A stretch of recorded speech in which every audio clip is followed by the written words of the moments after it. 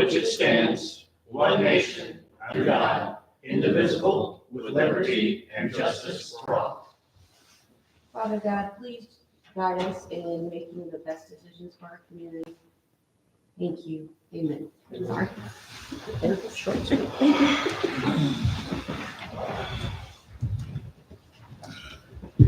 All right. We have new microphones. Does it help for those who come on a regular basis? Can you tell the difference? Or do we need to turn them up? Okay. All right. First thing we need to look at are minutes from previous meetings. I move it. Go ahead. I'd like to move that the minutes from the executive sessions, the special meeting, and the last monthly meeting all be approved as presented. Second. All right.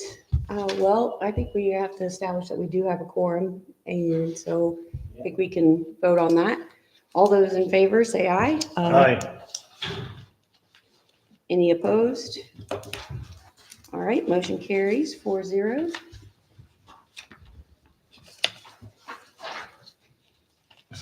Next thing we need to do is look at our bank reconciliations and claims. I move that the December and January bank reconciliation vouchers and the February's claims packet be approved as presented. I'll second. All right, all those in favor? Say aye. Aye. Any opposed? We'll carry 4-0. All right, do we have any one signed up for public comments, Marianne? I got it right here. Oh, I'm sorry. Thank you, Rick. Lou Safka. He's a business. Nobody else. He passes. All right.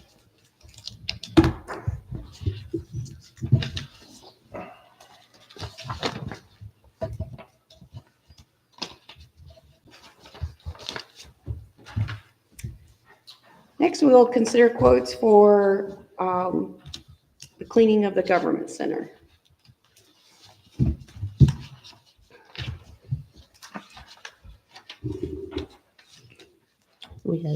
Had we tabled this from the last meeting? Yes.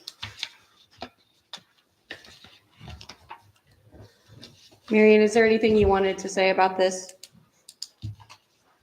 Mainly just as you can see, if we hire a person to just come in 5 hours a week for one day, we could do it through the hours in between school hours. Someone puts their child on the bus, comes in here, and is back home with a child off the bus. We could save quite a bit of money over the course of a year. With our insurance, with Lakeland Insurance, they would charge us $60 a year to cover this person. All right, we'll open that for discussion. Does anybody have anything they want to? I think it's a reasonable idea. I mean, really compared to what else is being offered up here. I think that would be, especially since you've looked into it as well too. I would move to go that direction. So are you making a motion? Yes, I am. I don't know if that's it. I said it loud enough, sorry. I was going to say, if we can finish discussion though. But Yeah. if you, I'm just saying that I'm on board with that. Yeah, I mean, I think that, I would say we could try that, but if we're unable to find someone, we go back to our lowest bidder. So, Anything from you guys? I agree with Carol. I also agree, Marianne. We'll see what kind of luck you have, and I think it'll be great that you can kind of be in contact with them, and that it's not happening when you're not around. It's something that you can oversee. So we have a motion. Do we have a second? I'll second. All right. All those in favor? Aye. And no opposed? The motion carries 5-0.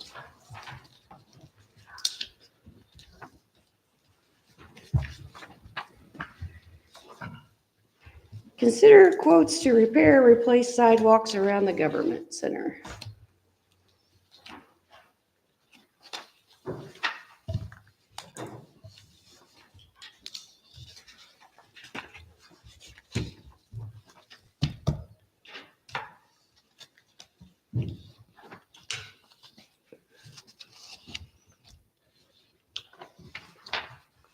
Is there any input from discussions with these contractors or vendors that we should know about? The second one on the list, I wouldn't recommend, just because of the lack of understanding. But that's really the only one that I would say I would not want to go with. Just from a quick glance, it looks like they are widely different as far as maybe the scope. And I feel like maybe what we need to do is get estimates on a scope versus, like, the bottom one is just, make repairs. 2 of them are complete tear outs. I'd like to see them all be the same Apples to scope of apples. work. Anybody else have any Yeah. input on that? And table this until next month when we have it set up. And you faded away, I'm sorry. I'm sorry, I apologize. I said, I'd like to see it the same way, because that way you have an identical scope on each one of the bids here. I agree with you. And- I think we need to wait until next month, maybe after we've seen this. If you can catch me up historically, and Ryan, since we weren't here before, what you guys want the scope to be, so that Mary Ann can give them a clear. I think it started with just some safety concerns at the corner out here on the northeast corner, the way it slopes. And part of that also had to do with lighting. Then there is some concrete out here on the north side, out the front, main entrance, that is in need of repair. I think those are the 2 primary areas that started the discussion. When Jared and I were coming in, I kind of tripped out here in the front a little bit, and Yeah, so it does kind of bend down right there. Part of it is we have that sinking out here in the alleyway out here, right in front of where the police vehicles park. It's right there, that's always full of water, and I think that's undermining some of this stuff that's around the building as well too. If we're gonna do something like this, I would think that we would want to tear out and put. And do a drain there. I do. I think that would be necessary, but then again. That's the we north don't have side. that- We don't have that set up here for both of these, for all these quotes here. See what our public works member has to say. What do you think, Ryan? I'd like to know a little bit more about it. Okay.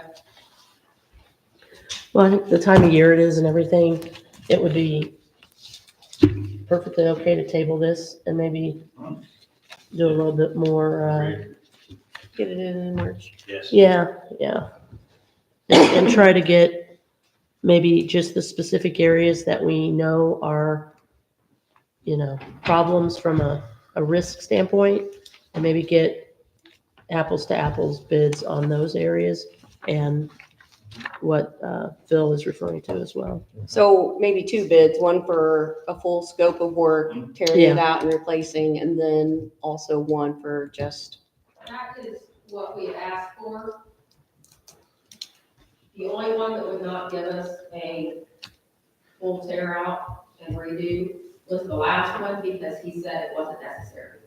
The others, if you look, there's partial replacement with it, which is just on the first one, it's just what has to be repaired. And then there's the full tear out, and then on the second one, it's for 871 square feet of sidewalk, I guess. And then a complete tear out. And then the last one is the same thing, sidewalk repairs needed, and then the complete tear out. Like I said, the only one that would not give us a complete tear out was the last one, because he said he did not feel like it was needed to completely tear out every sidewalk. But each one of these bids here has a different, Square setup foot. for square footage, and you just. there's and with just no way to concrete, go ahead it and needs, put- yeah, it needs to be, When you're communicating with these people, I mean, they're taking it, and you're pointing them out.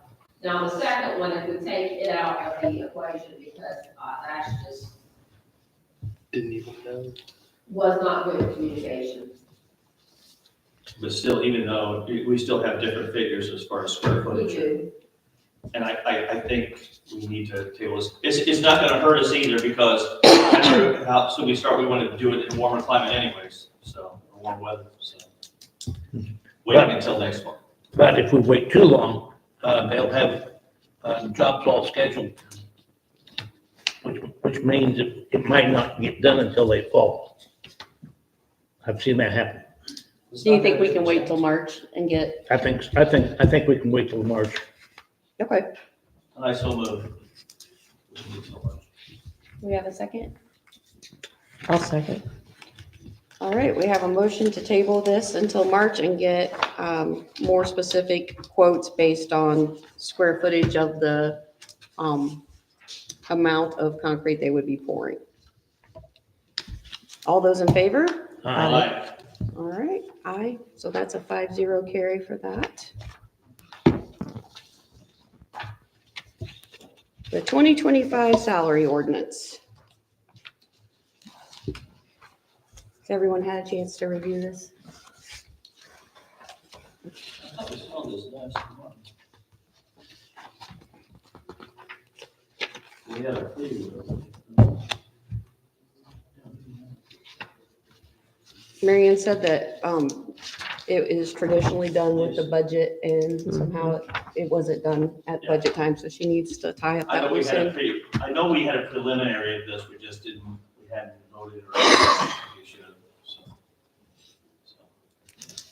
so I move that we accept the ordinance as presented.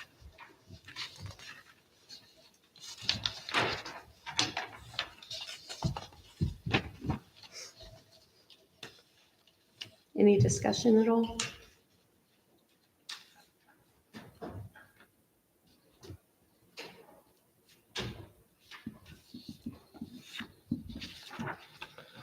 No, I mean, do you guys have anything?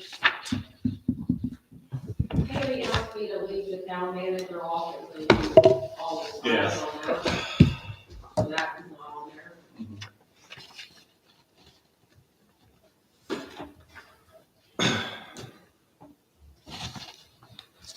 So we have a motion. Do we have a second? Wait, I have one thing. What was the stipend on town manager? My office says 7,400. Okay. Is that on there, Ricky? Is that what your No, question was? yeah, but I just, when we get the town manager, I just need to know how I'm gonna calculate that into our payroll software. So I just need to know, like, under that line item, there's the, like, per salary, there's the town manager, and then the stipend would come, just like how I'm paying our chief.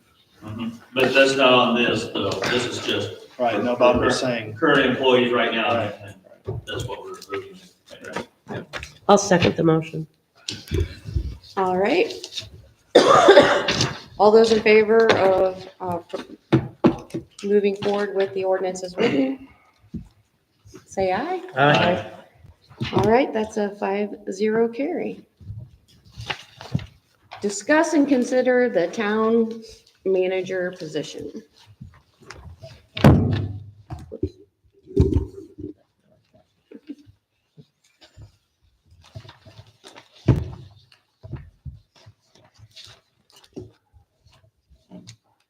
Discussion. Well, we've been talking about this since October when I brought this up, but I thought at the time that, and of course I know that Kara had disagreed with me that 3 people could not go ahead and run this because running anything by committee is not always a good idea, although we do have a town council and we're running 10, so that's the same thing. But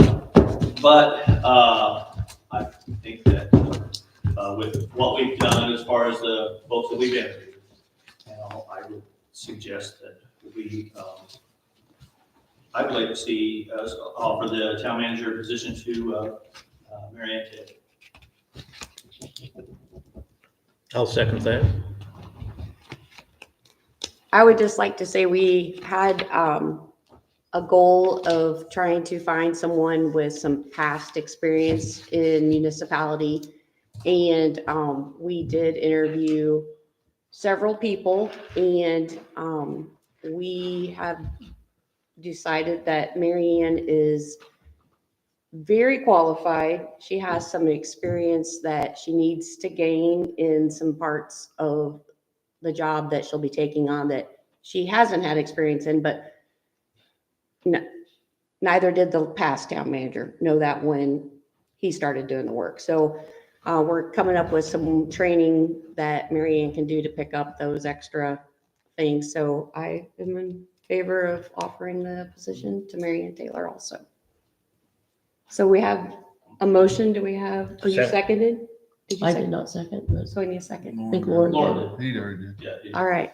All those in favor say aye. Aye. Thank you for your patience, Mary Ann.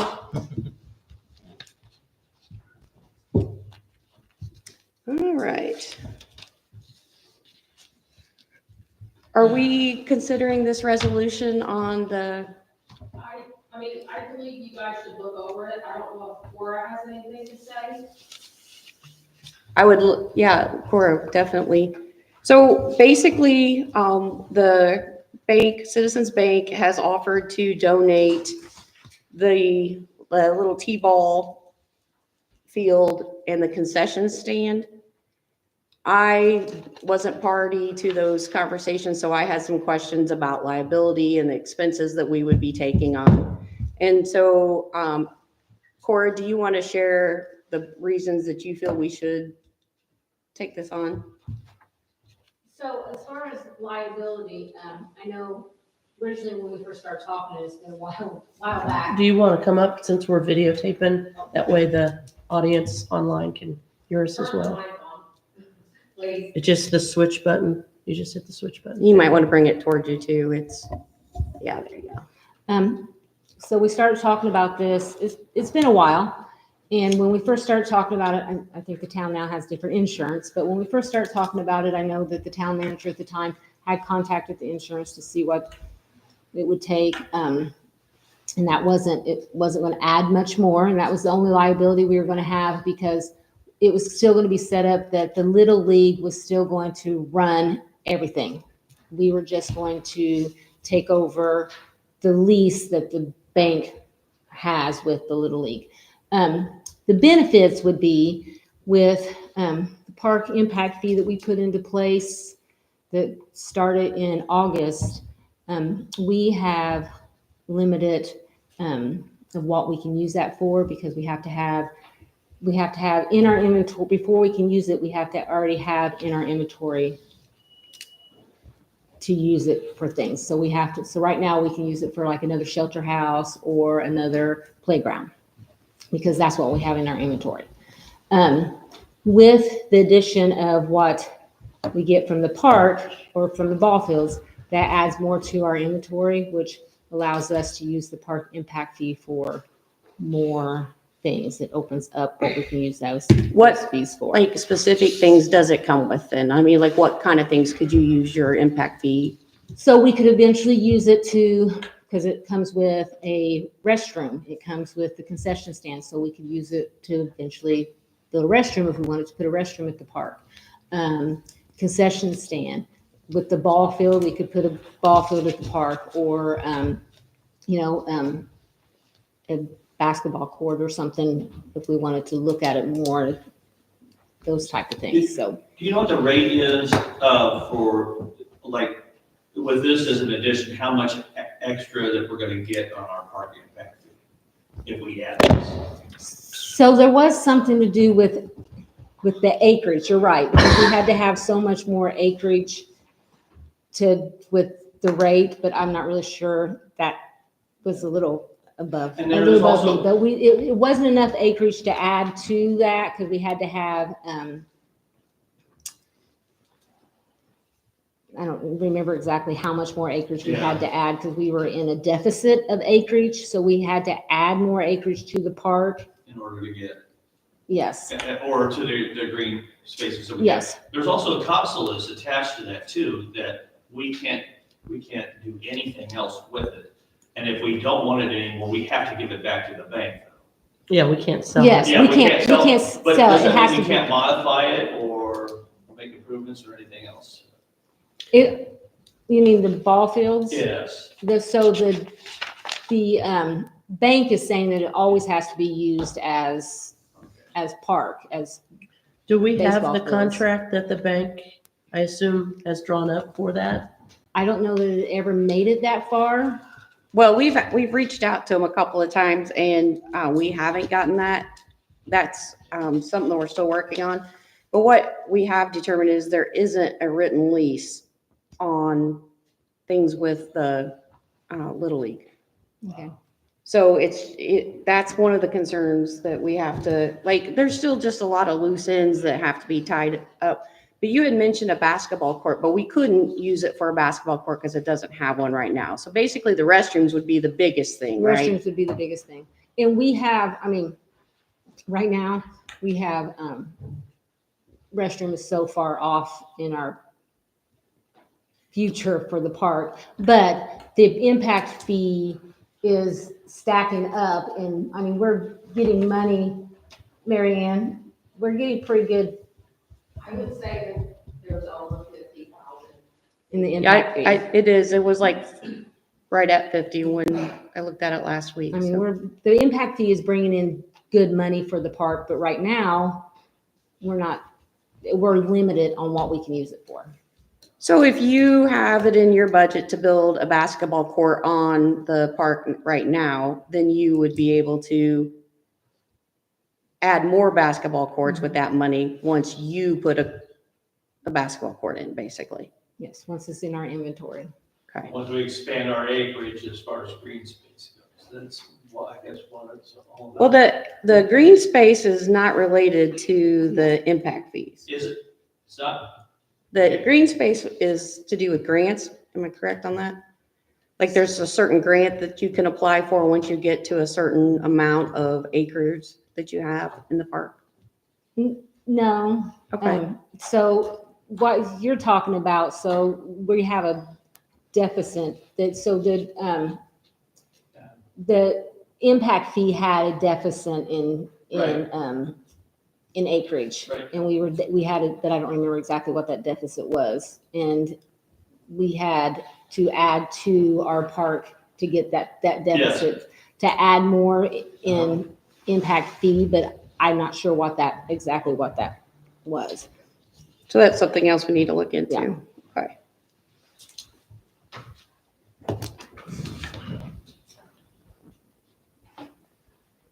So I think we need to get, and you said you're aware of that, we need to get the bank to write us up a written agreement and have our attorney look it over. I think that's a key element before we can agree to accept the property. Yeah, and I just wonder, like, if something happens over there with the building or the structure or the bathroom, like, say there was an unfortunate sewer incident. I just, like, who would be responsible? It would be us, and No, they're gonna want us to replace the bathrooms and. I think it's always been on the Little League takes care of all that. I mean, they. But there's I'm no- gonna guess if there's a pipe failure, that there has to be a very expensive repair done, the Little League's gonna come Want the back to, town to come do it. back to us. I just think we need to know all that, and we need to make sure whatever agreement we make with the bank is, Transferable to us, yeah, all or those things. whatever lease that they have, Yeah.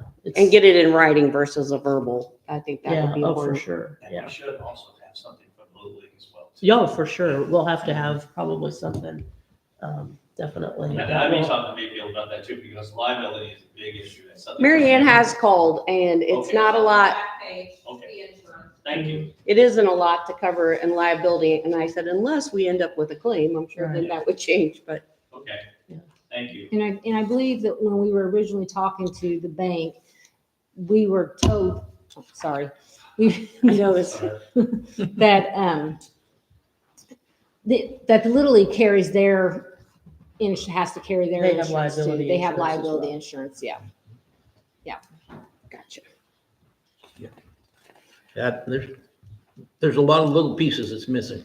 Yes, and I think And that it- because Danny left, or the town manager left, that's where it all, Just there just stopped. wasn't any follow through after that. It just stopped after that.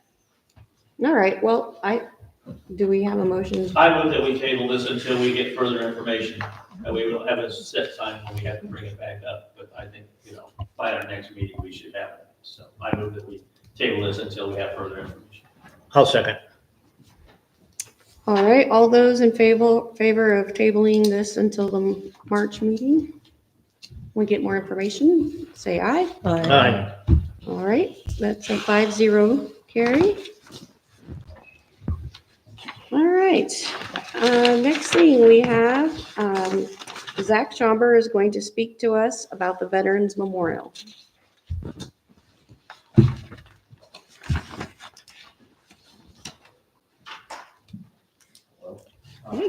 I have some packets here. Passing out.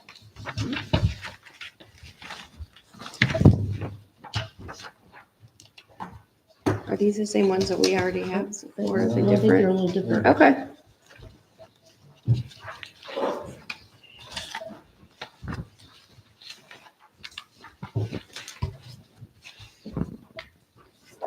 So the first thing I want to talk about is on the very last page. I've been working with a sculpture artist out of Gettysburg. He's kind of world famous in his work. And he's not going to be doing this for free, so I've been trying to get some grants. Not the best at it, don't really know what I'm doing. So first off, I want to know if this is something that you guys like, if I can get approval for this sculpture, and then I can kind of go from there to try to get more grants and get help in writing grants as well. And where on the plan does this sculpture go? It would go right in the middle. So if you go to the first rendering on the packet, you see that stone podium. Oh, okay, yeah, I see the stone, okay. The plane would sit on top of that stone. Is that like a piece of black granite or? And in theory, a prayer, just kind of thanking veterans and, you know, having God watch out for their loved ones, and the veterans would be written on that stone piece. Well, if a torch is too much, you can always put a sundial on it. It's all gonna be made out of bronze, so longevity won't be a problem there too. Does the torch represent something in particular? So it's Lady Liberty's torch. So he's gonna sculpt it right from, you know, that statue over there. The first thing I thought when I saw it was Mooresville's Yes. Torchy. They catch a lot of trouble about the torches over there. So it's kind of like their city mascot is a torch. Okay. And It's the Like flag, at- the state flag. Yeah. It will not be a flame torture, correct? There's not gonna be a live flame. Okay. So like I said, the whole thing's gonna be made out of bronze, and then the torch is going to be washed in acid so that it has an orange and yellow color to it, and it's not gonna be your typical brown that comes with bronze. And then in theory, there would be lights shining on it at night, and it would kind of illuminate it, and it would be pretty reflective as well.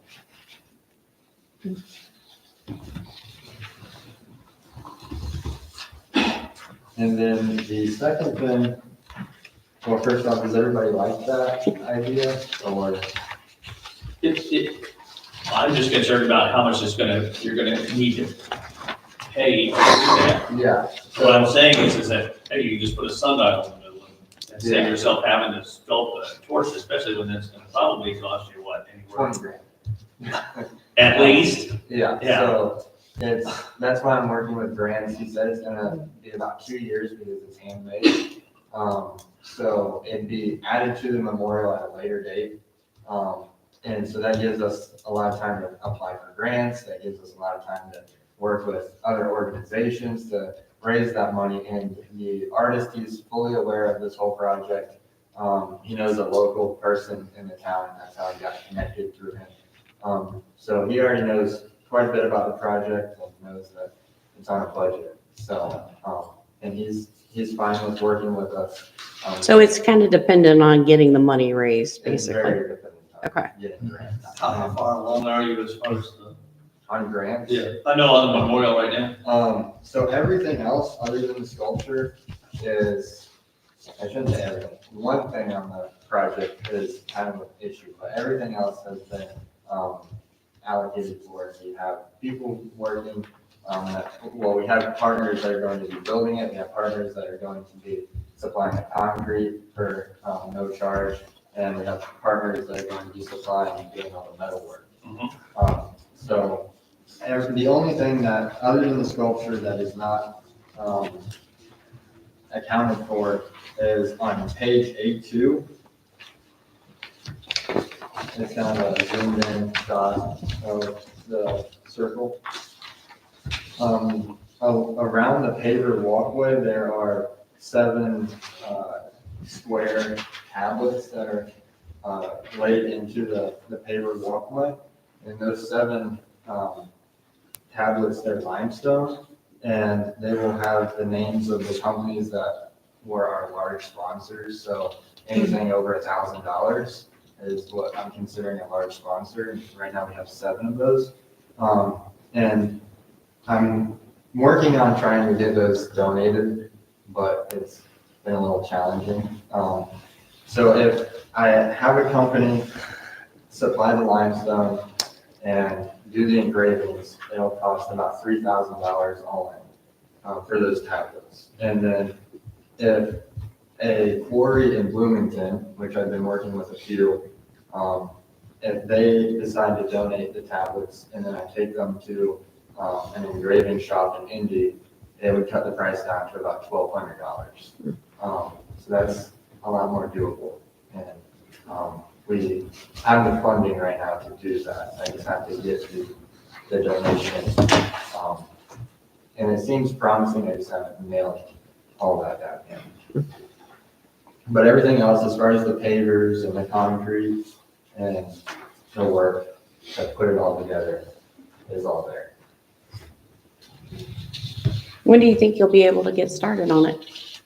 I don't know. It's just I would like April, but it depends on when everybody is capable of carving that time out of their schedule, because they're doing it for free and paying customers come first.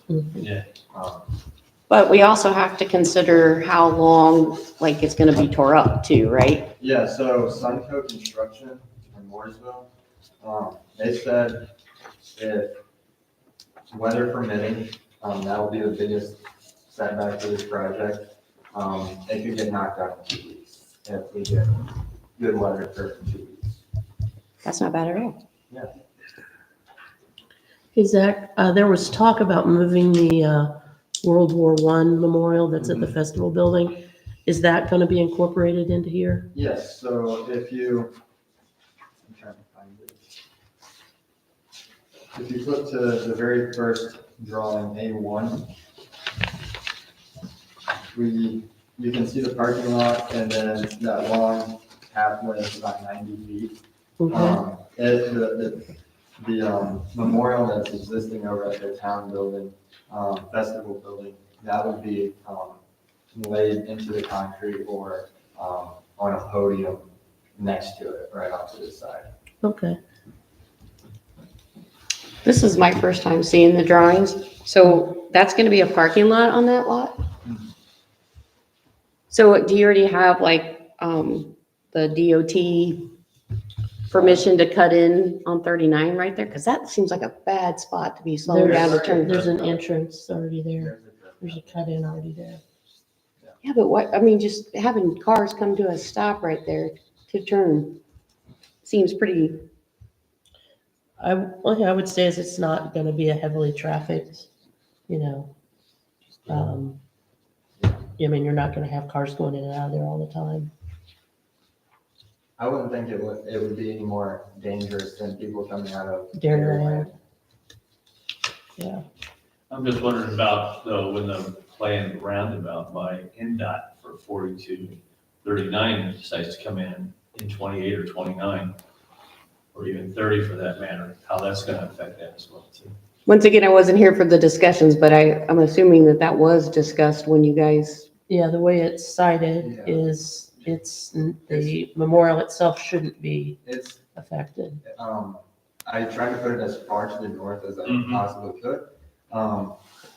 The way that the parking lot is designed right now, It just comes straight out from that curb cut perpendicular to 39.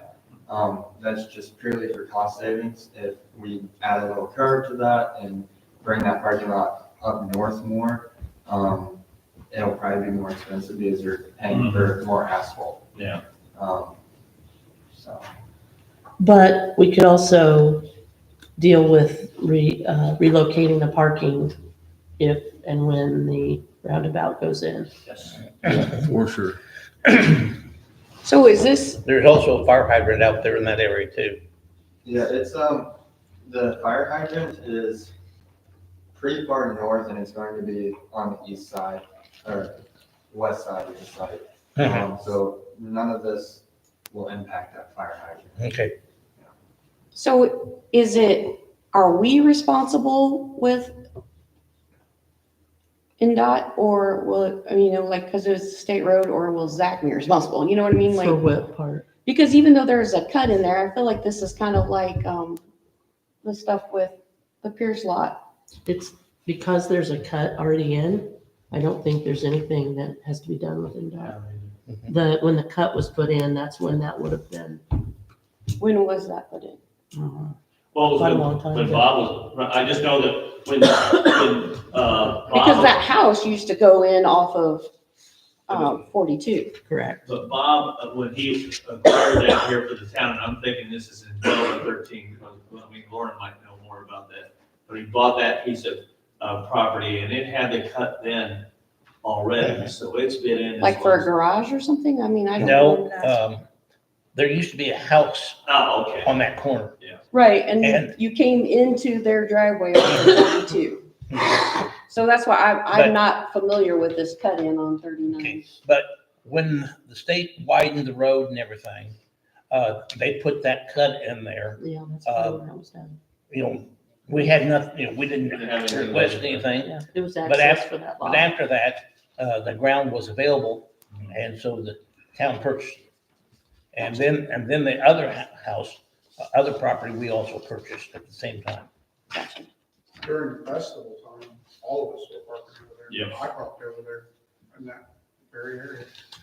In fact, I think when they were, NDOT was using that parking there as well too. at one time. So it's been used for all kinds of things. before. And it will count towards our park Oh, yeah, acreage as well. sure will. So. All right. Yeah, that's pretty much the only updated news. There's one kind of large setback, but we're hoping to work through it. Parks Outdoor Maintenance is working hand in hand with Greendale to get all these pavers.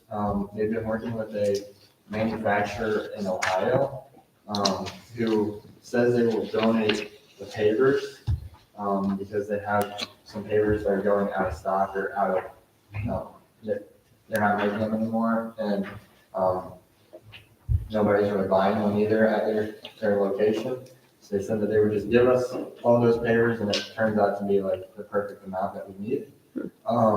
So Parks and Greendale are trying to figure out how to go pick those up because the manufacturing company is not supplying transportation for those pavers. And we're going to need a semi to pick them up.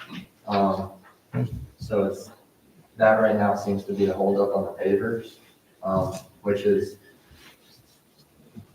one of the bigger holdups on actually starting work on the site. So you're gonna get the pavers and then Sunco's gonna install them for you? Parks and Outdoor Maintenance. So Okay.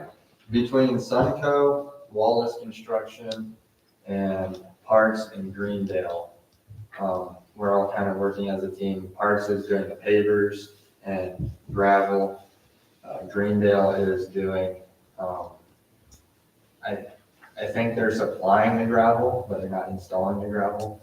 And then Sunco is working with Wallace Construction to kind of do half and half of the concrete and parking, or Wallace is gonna do the parking lot solely. So, and then Wallace said that they would refinish or resurface the asphalt parking lot or seal it every couple of years for free. I like the sound of that. Mhm. So don't forget to get a builder's permit for Mary Ann when it's time. Okay. Is We'll there- probably waive the fee though. I'm totally kidding. Is there any chance that, the town of Monrovia or, any other organizations in Monrovia could help out with the limestone, tablets so that we can get those, sponsors shown and represented within the memorial? I'd hate to go to Sunco, and we have a company in Muncie, Midwest Metals, who's doing all the metal, and it's about $70,000 worth of metal work. Wow. And I would hate to go to them and be like, hey, can you also pay for your limestone slab? You know, it seems kind of. So I've been trying to work with the Elks Lodge in Martinsville and some other organizations as well to try to supply the money for that. I would think BFWs would be interested too. So we need about bare minimum 1,000 for the limestone slabs that are going to go into the paper walkway. Thank you. Carl Gilbert, who runs the Midway auction, is right there. He's, Okay. might want to talk to him after this. Okay.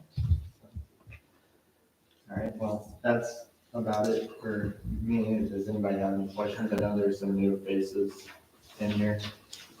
No, I appreciate you catching us up on that. That's, Yeah, I think it's a really nice thing that you're doing, Zach, and I know it's for your senior project and all, but I think I think it'll be a really nice thing for the community when it's done. it's gonna be beautiful. It looks really And, pretty. I'll be in touch with you about possibly speaking at the alumni banquet, and we'll see what we can do. All right? All right, thank you. Come see me too, 'cause I got something to do. Good job, Zach. Pretty impressive for a senior. Very impressive. It's probably crazy money. Yeah. You want that? All right, we're on to page 2. I know we're doing good for it. Review and discuss the Triad VS Engineering contract. Welcome, Lou. Good evening, job well done. Evening. As I alluded to in emails and so forth before, Triad Associates has been acquired by VS Engineering, and it was effective February 1st. We moved to their offices, which is 4275 High School Road, so we're actually closer to you. All the employees from Triad has moved over into the VS family. In so doing, we've expanded our offerings as well, more transportation heavy. In that related projects, not just the CCNGs, trails, survey, structural, and so forth. So I could go on and on and on. I do have a couple packets that you can have and read at your leisure when you get a chance to do so. But, the first item of business was I sent an assignment and assumption of contracts, which is a formality that takes place when there is an acquisition like this. As you know, we have the wastewater improvement project, the community crossing project, the water system review, and the 2025 on-call agreement that were in place under Triad Associates. And we're asking for the council to approve the consent and assignment of those contracts into the U.S. Any discussion on that amongst the council? I just know that, I mean, as long as I've been on the council, the Triad's been doing Yeah, and a good the, job. I think we've kind of all seen the contract, so. Few people moved in and out, but Pardon me? so a few people moved in and out. Mhm. Do we have a motion to Sure, I'll move accept that the we- assignments? We accept the assignment. I'll second. All those in favor? Aye. Aye. You have, I brought originals. Yes, I can do that for you. No problem.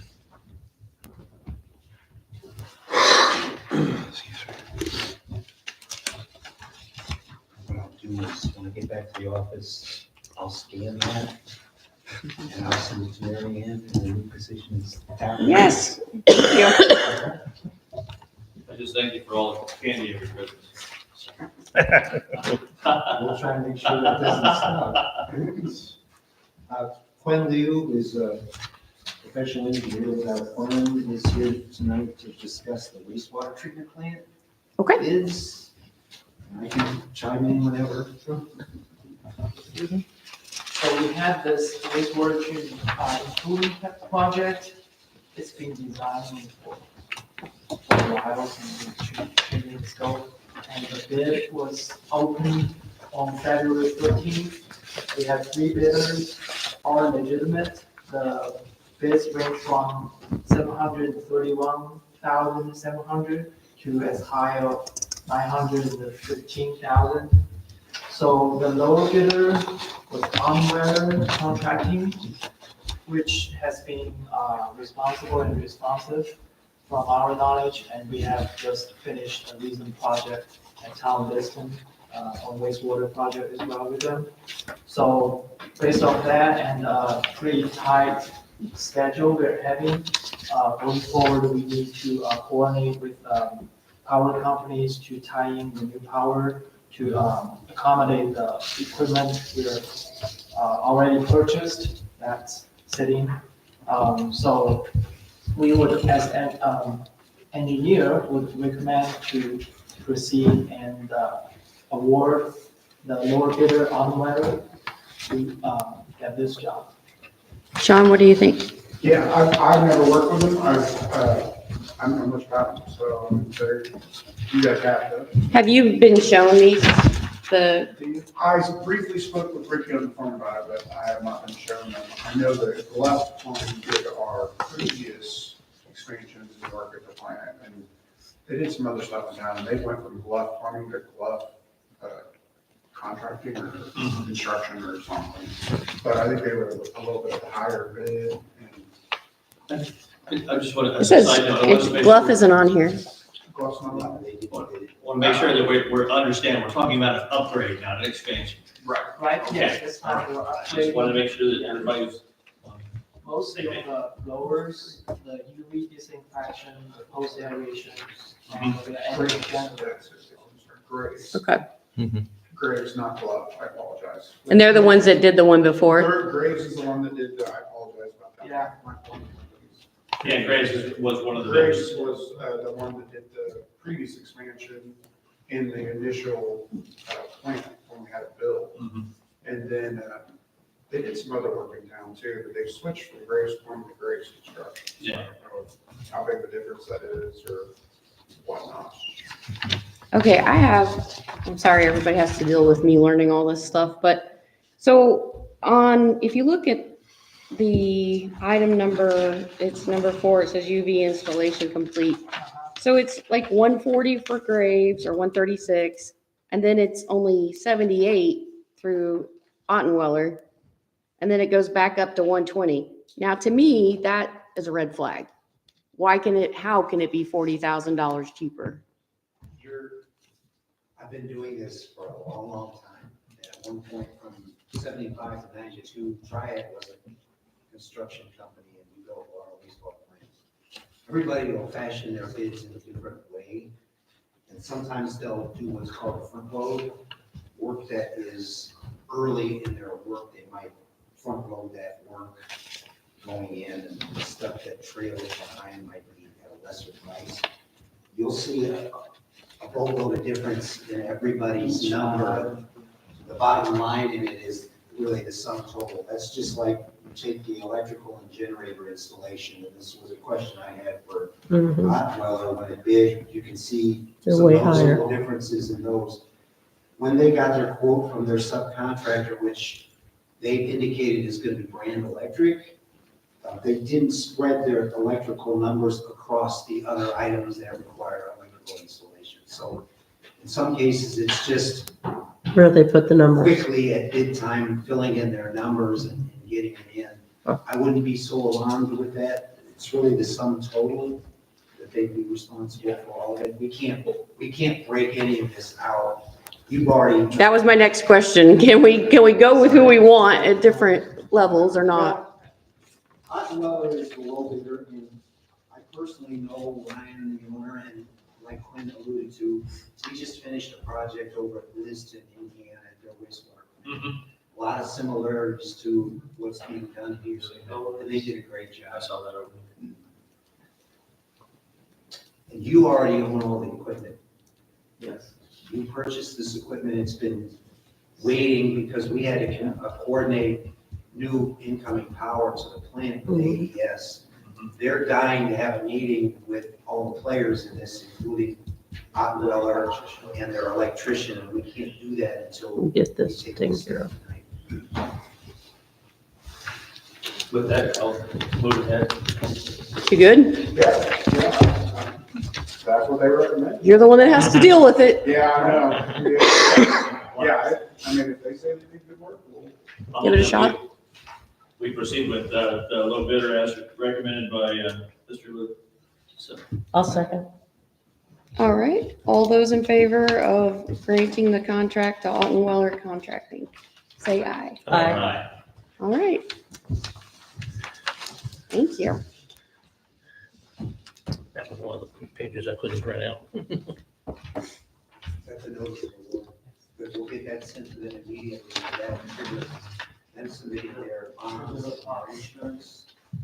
And what I would also ask is, if so inclined, if the board would authorize Tammy to sign any and all documents going forward. I so move. Second. All those in favor? Aye. All right. Thank you, Lou, for catching that. All right, another item was, as many of you are aware, you guys applied for what's called CCMG funds from NDOT for paving, and you were awarded. But they changed the way they do things. Basically, the design has to be done, we have to put it out for bid, you have to award the contract and turn the contract into the state, and then it starts the wheels in motion. Before it was, you would get an award, it would be bid, then there'd be a contract and so forth, and then you proceed. But it just changed the rhythm of the paperwork. You had several bids, and they were very, very good. I don't know if the bid tabulation was sent to you. It may have been great. Here is, it's pretty long, yes, that you had. And the low bidder was E&D Paving. Their total was $485. This one, 485, 157 and 24 cents. That's an excellent, excellent bid. Back when we put the application together, the anticipation was that this could be $700,000 worth of paving. So this is a good bid. It's our recommendation that you award the contract and sign the pertinent documents this evening for that, so we can roll this forward. Where's the total at on here for all the bids? Very at the very last page. Probably a little formal. Yeah. On the back of the entire document. Oh, another one, I'm sorry.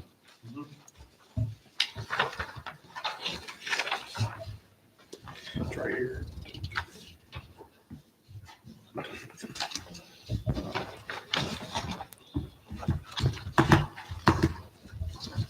And these are all sealed bids also. Yes. As a matter of fact, Mary Ann had asked about the affidavit of publication. Mary Ann, did I scan that and send both of those to you? Do you have the one for the wastewater plant as well? I believe so. If you don't, I have them here. Okay, I will check tomorrow. Both jobs were properly advertised and so forth to meet state procurement requirements. One thing I can say about this, the fact that bids came in so well, if you don't know, this is a 75-25% match. You put up 25%, the state puts in 75%. It's a very, very good program.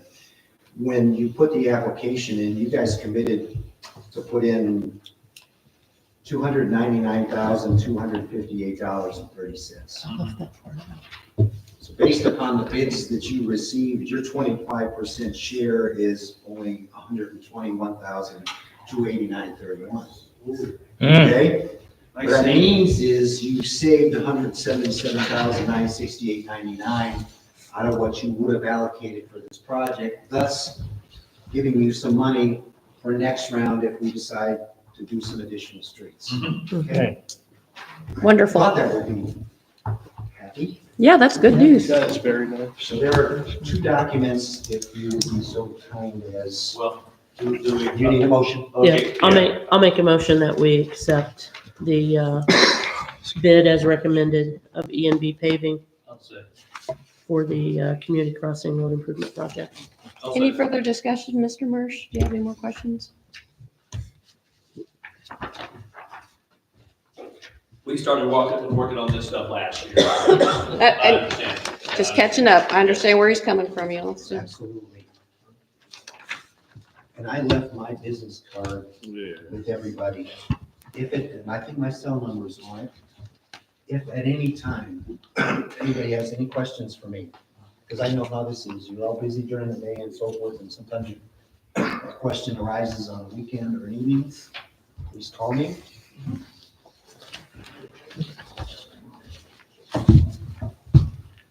Any questions for me? All right. All those in favor of awarding the contract to E&B paving, say aye. All right, motion carries 5-0. Thank you, Liz. You're welcome. It's great to be of service. That's a good service too. What I'll do is I'll have Ricky attest. All right. And then if you would be so kind as to sign here as well.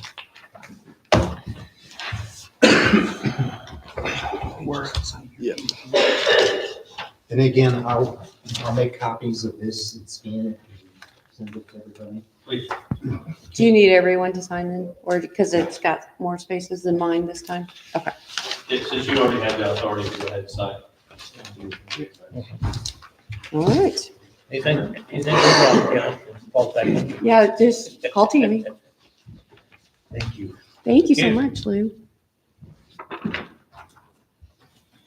One other item, and I'm not sure if I'm falling out of line here, but I don't think it was.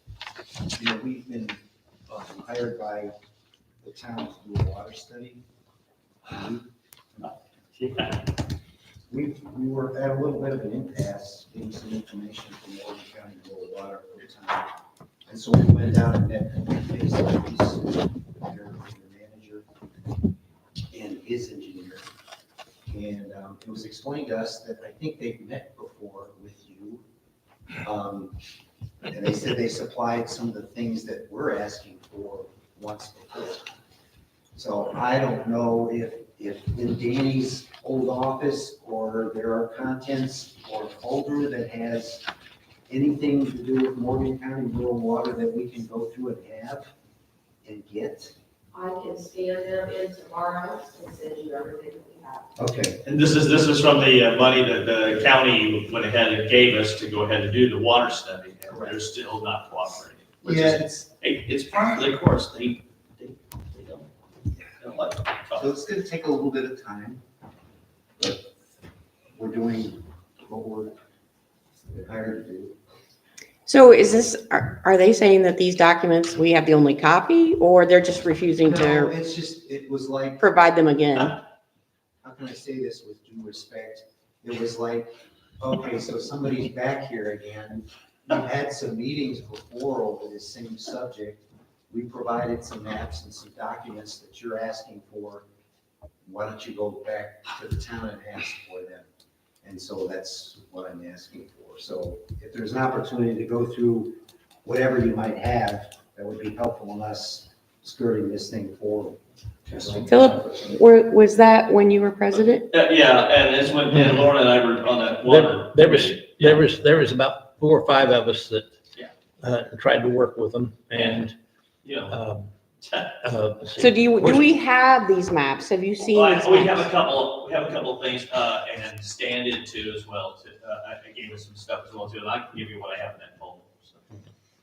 And That's really what I have, or I can give it to you as well too. if you That want would to. be fantastic. I'll get back in touch with you. I'll get Let's this give it to custom- Mary Ann, scan us a copy and send them a Sure. copy. So So that, Marianne, if there are maps that are bigger than we can scan, just let us know. We can scan and save and put stuff to flash drives and share it, so. Yeah, and I've got all, I still have all the stuff for the water. it's kind of like talking to a concrete wall. You know, customer service, that's their bylaw. all right. Thank you, Lou. Thank you. All right. Okay. Discuss the landscaping contract. Mary Ann, what do you want to discuss about the land? First page was the scope of work. A lot of this came from the previous town manager. I added a couple of names that were points at the end. The contract, in it first, expires February 28th this year. Okay, So, where I signed it on the back from 23, that's, so what do we do, we just continue them for another? We just need a direction. no, I think we're gonna open all bids for sealed bids. That's what I'm recommending. For What we do, so, yes. all of our vendors, If I could- should be No. looked at yearly. What is your No, question? I was, well, we just had complaints with this one, so we just didn't know like the direction of like if we should open the bids or, because with this one, there was complaints that the grass was like high or they didn't weed eat. I mean, Oh, I yeah. brought that attention to Carol a few times, or one time last year. And of course, also the stuff with what was going on down in Glacier in Baltimore. or Oh, yeah. Roads as Yeah, well that too, but we had that issue out there.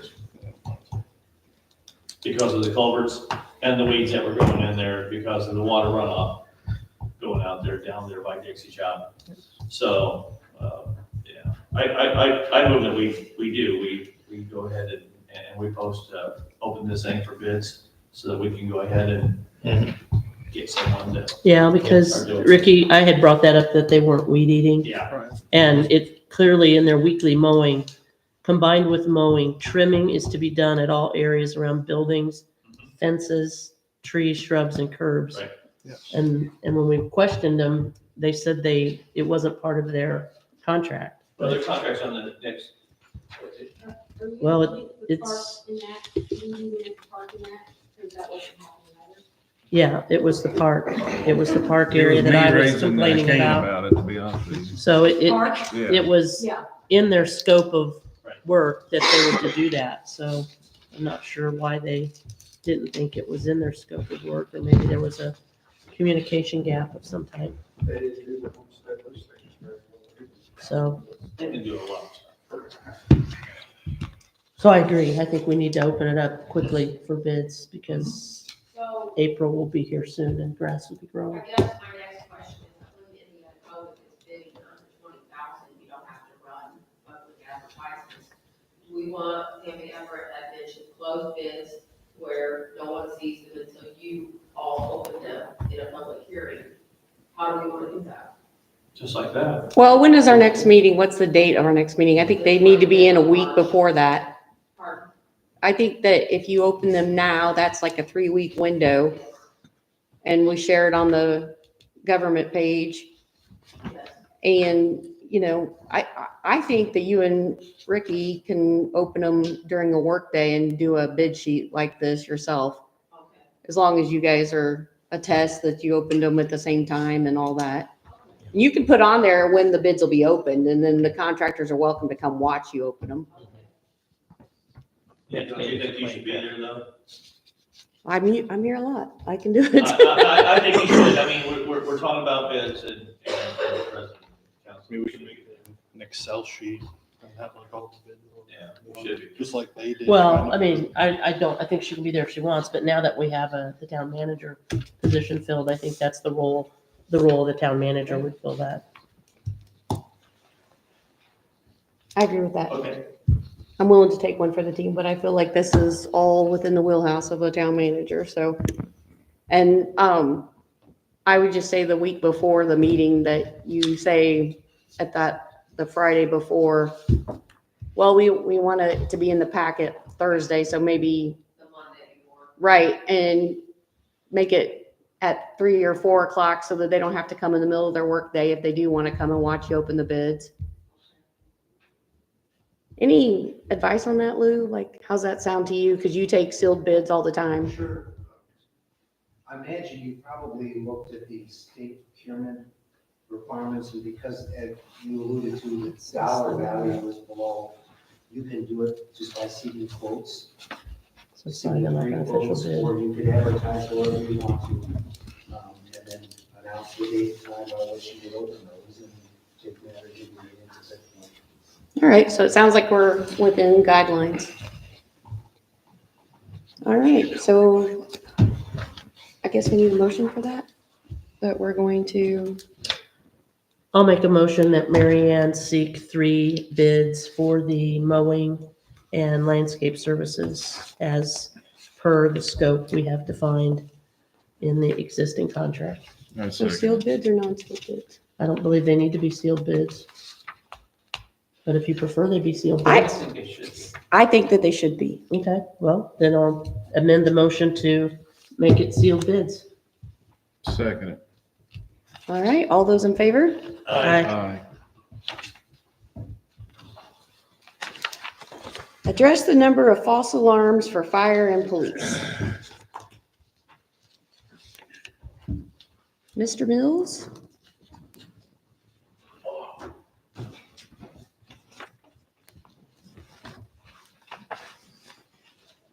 Good evening. Hello. I can tell you that we have dropped a little bit. In January, we had 7. February, so far, we've had 4. So we're up to a total of 11 for this year. So I know Mary Ann's posted it on the Facebook page and shared some stuff, so I think that's helped. However, the bulk of them are all in homesteads, with the exception of one that was at the library. In my opinion, if we can continue to curve this downhill slope, that would be great, especially when our run volume right now is about 31% over what we did last year. So every false alarm is having an impact on us. So I don't know what we've had for on the PD side, but I will tell you,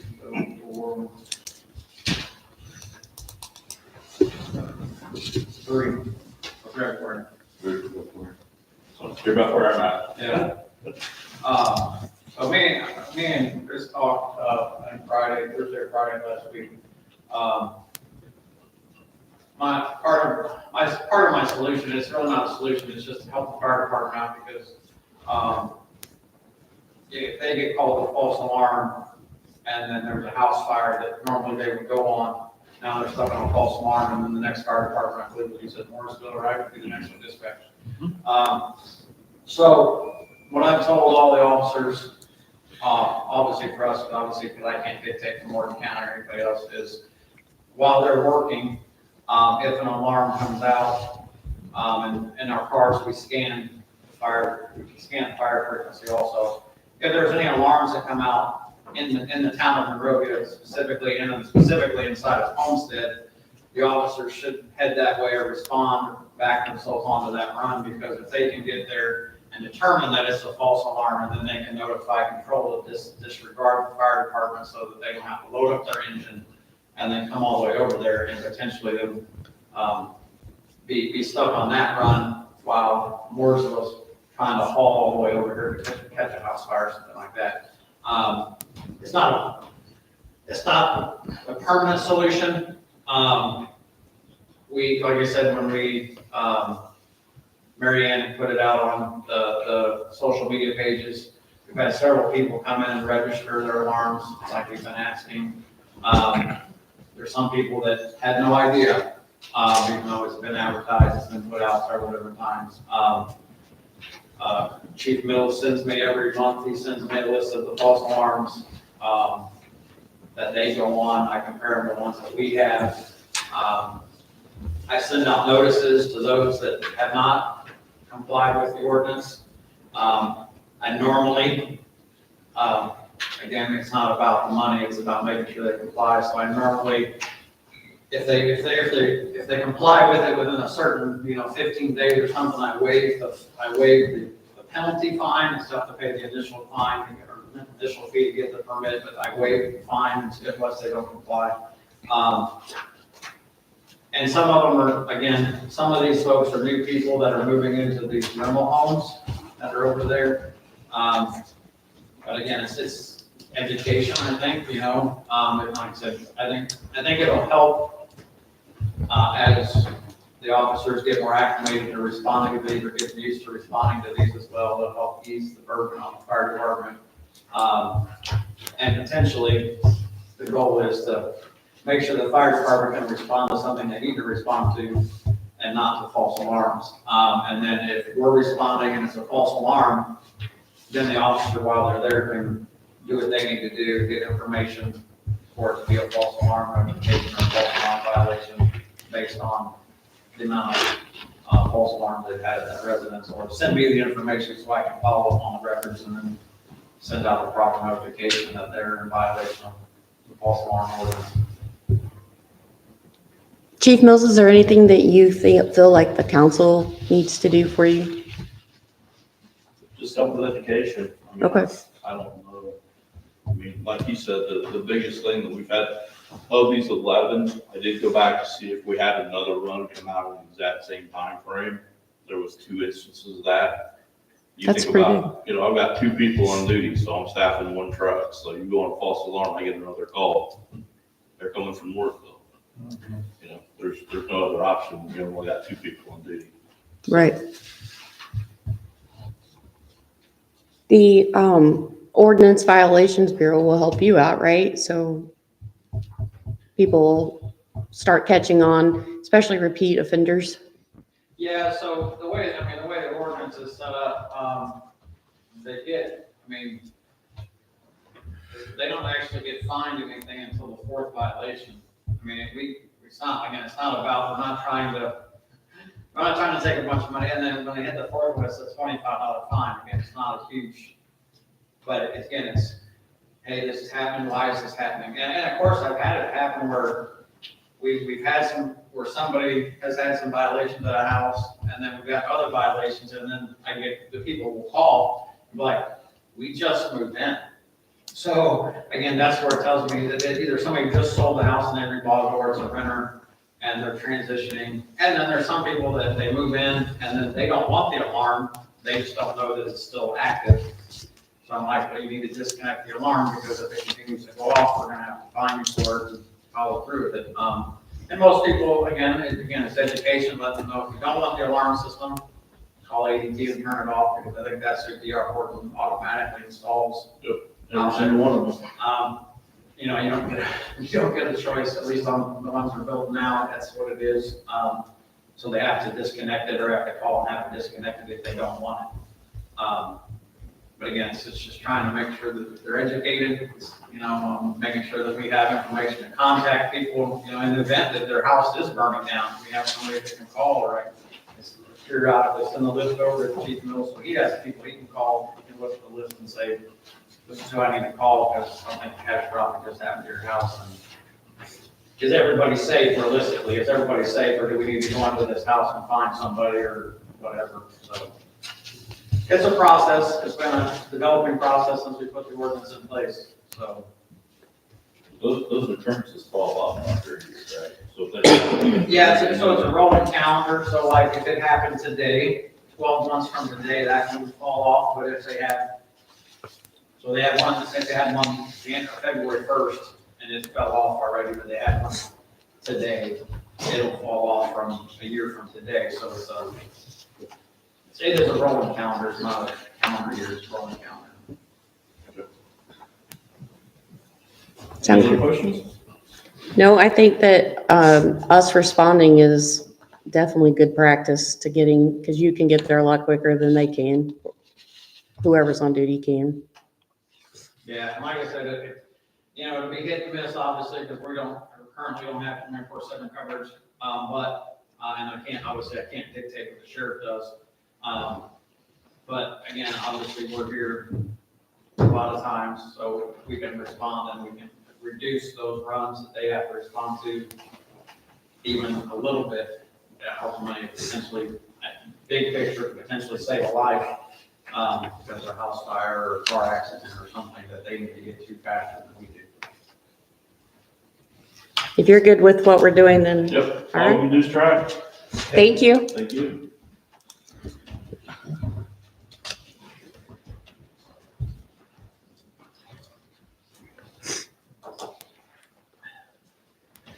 Marion, do you want to review the social media archiving summary? We were contacted by a company. They want to archive our social media. And what they are saying is that if someone comes in here and they want copies of everything that we have on social media, we have to give it to them. However, if I post something and say Eduardo Brenner comments on it, some ridiculous comment, and then 15 people comment on his comment, I can see those 15, but if he deletes his that they commented on, all of those 15 disappear also.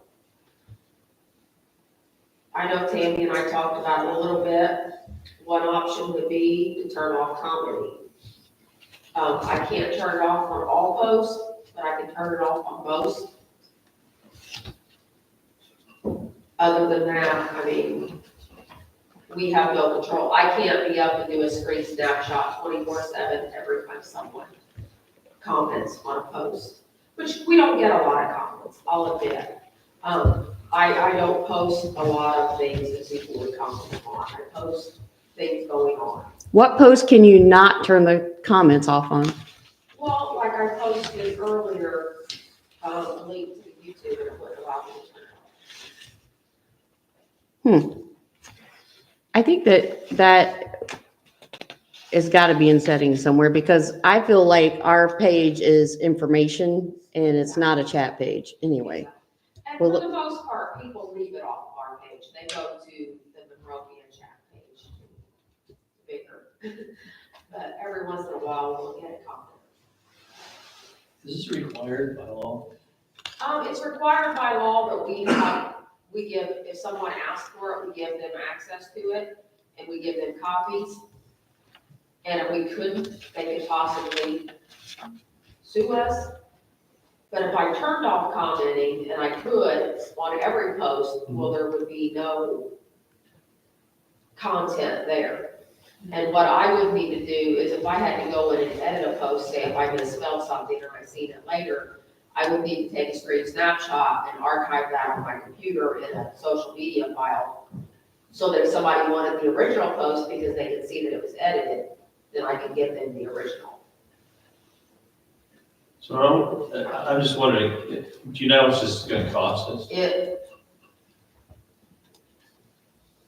Ricky, how much was it? $3,900 a year? Yep. Something like that? Well, I certainly wouldn't just use the one Yeah. company that has come Knock on our calling. door. I think we need to look into it further, whether we really need to do it or not. And if we do, what other options are out there to do it? Maybe some, there's probably other services if we deem that it's necessary, would be my thoughts.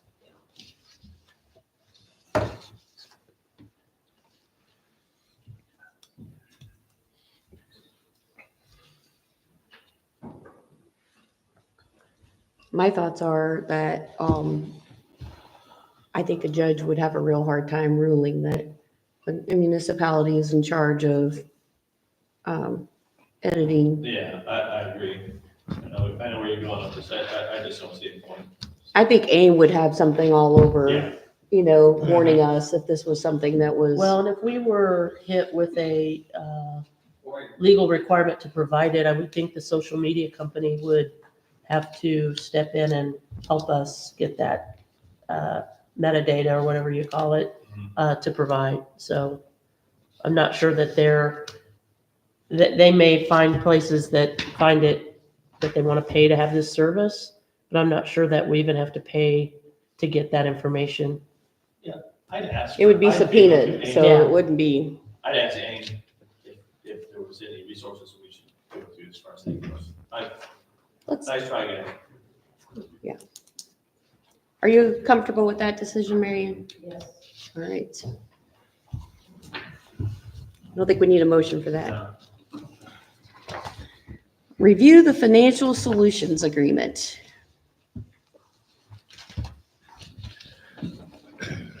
I have looked at this and it's like 98% the exact same as last year. I think there was like a $25 difference in one of the fees. I would like to ask, Ricky, how do you feel, I mean, you're working with these people, what do you feel like you're getting something out of these? Yeah, I mean, they're helping a lot. I mean, with the financial report that was due today for the State Board of Accounts, Mhm. it was hard getting to them today because I think they were worried about this contract, about getting it signed, and,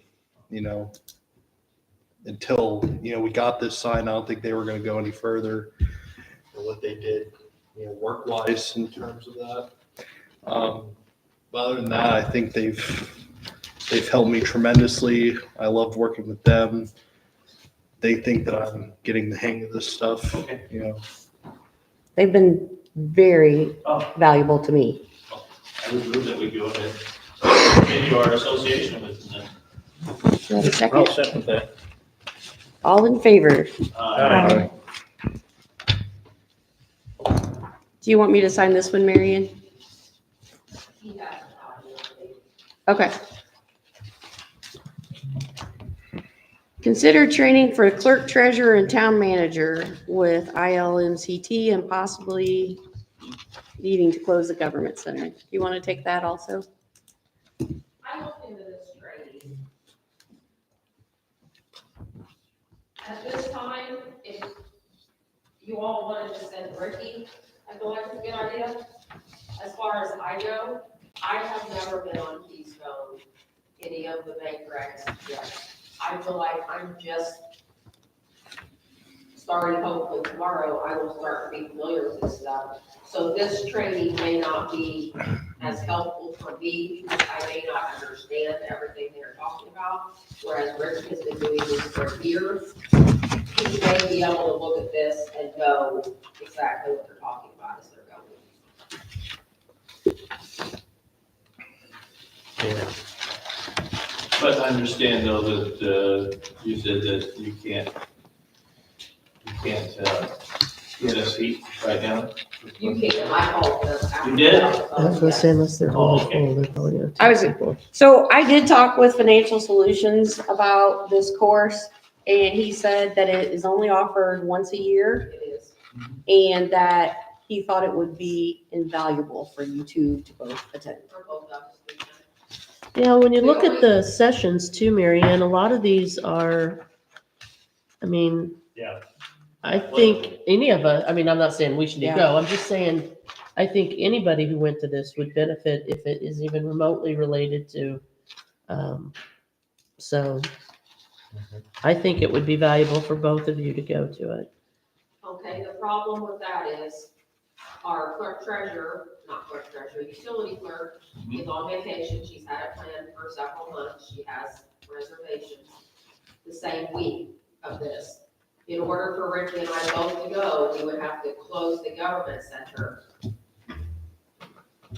down that week. I think we can do that. I don't see why that would be such. If we posted ahead of time and it had your, cell phone number for, They do have my cell number, all of the builders do. Marshall, is there any way with some advance notice we could kind of look at maybe having somebody just in the building, like another reserve in or anything like that? I mean, that's, what is that, Monday, Sunday through Thursday. Sunday, Thursday, so obviously, Sunday doesn't matter, we're closed anyway. Monday, Tuesday, Wednesday, Thursday, there's some office, I'm usually here during the day. Monday, Tuesday, I'm here usually longer, Wednesday's a little bit of a shorter day, but then Thursday I'm here as well. And then, Cole is here Monday, Tuesday, Wednesday evenings. And of course I have the town, so I have the town cell phone that rings. If they call the police number, it rings over to the town cell phone. If somebody needs something in the building, There will be somebody in the town, of course. So I don't see there being an issue. I mean, I'm with you guys. I would encourage them both to go because I believe it's invaluable for both, multiple people to know the jobs up here that would be beneficial for everybody, including me, with having both of them knowing more and more about this stuff. So, we will. And I so moved it. We send them to class and close the government building at the Monrovia Government Center for the week. We were gonna send you when we thought that you had to go and stay in a hotel. It's Well, just the in hotel's Plainfield. filled up. It's just in Plainfield. I think I could drive to Plainfield. Yeah, I didn't realize that until today when I talked with Charlie Joyce. He's like, oh yeah, the one in Plainfield. I'm It's like, right over by the Cracker Barrel. we're saving money, Mary Ann. We're making money right now. We don't have to pay for hotels. So, my motion stand. I'll second. All those in favor? Aye. 2024 financial report.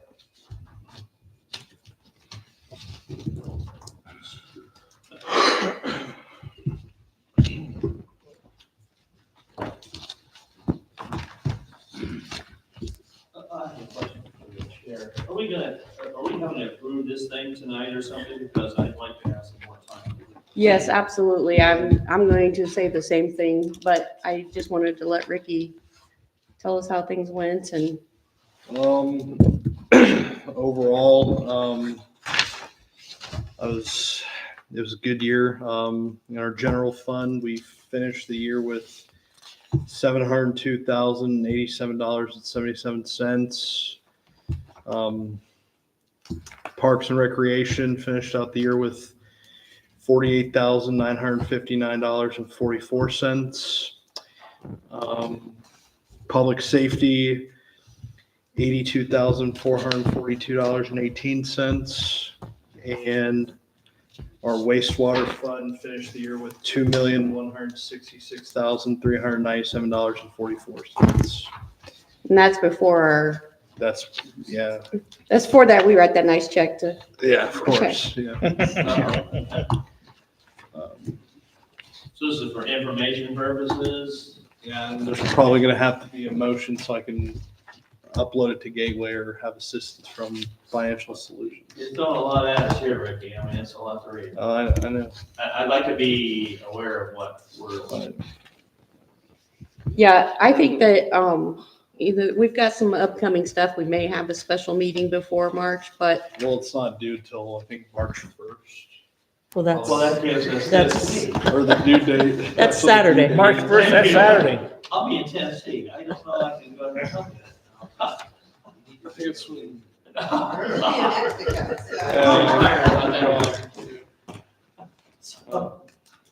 has Financial Solutions reviewed this yet? I don't think they could, because I talked to them at like 3:00 and they I haven't. sent it to them, so, and they also have the account, so they can look at it at any time. Well, I guess. You need our vote to upload it to Gateway, or you would just feel more Just to comfortable? upload it to Gateway, yeah, that's literally the only motion I need. Well, I would say if Financial Services Group got a chance to go ahead and look at it too, or, and then get your blessing on it, I would be in favor of that. But other than that, I don't know that I can go ahead and say, go ahead and upload it right now. I mean, I haven't even read through some of this stuff yet, so that's a lot to read. I mean, 25 pages of figures. I mean, I know that we budgeted, we spent, this is what we did for 24, but I don't like just saying, yeah, go ahead, just do it without reading. Well, do we want to make a motion that pending the review by Financial Services, the annual financial report will be uploaded to Gateway by the end of day Friday, February 28th, pending approval and review of Financial Services. I'll second that. Love it. All those in favor? Aye. Aye. No, I think you did great. All right. Land department update.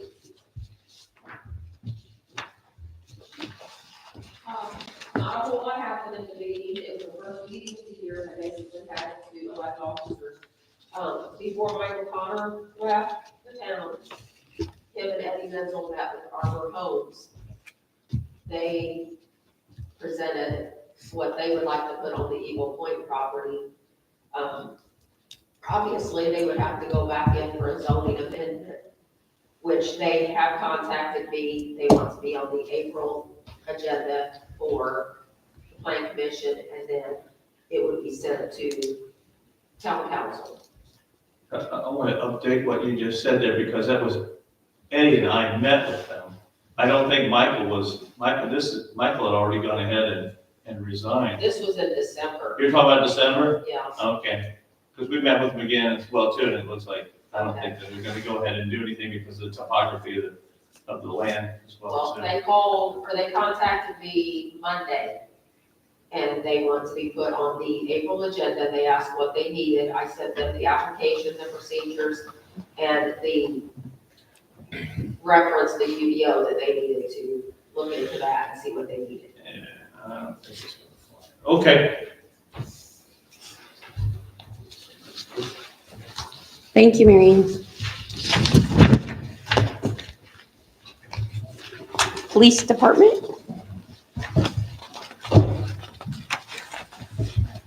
And for a big, one, about 950 square We foot. can talk about it later. All right, we should have the calls for service. Nothing really stands out, about the same as last year, not part of the report so far this year. Nothing stands out on that. Unless you guys have any questions about the calls for service. Nope. So the next topic is vehicles. I don't have any information on that.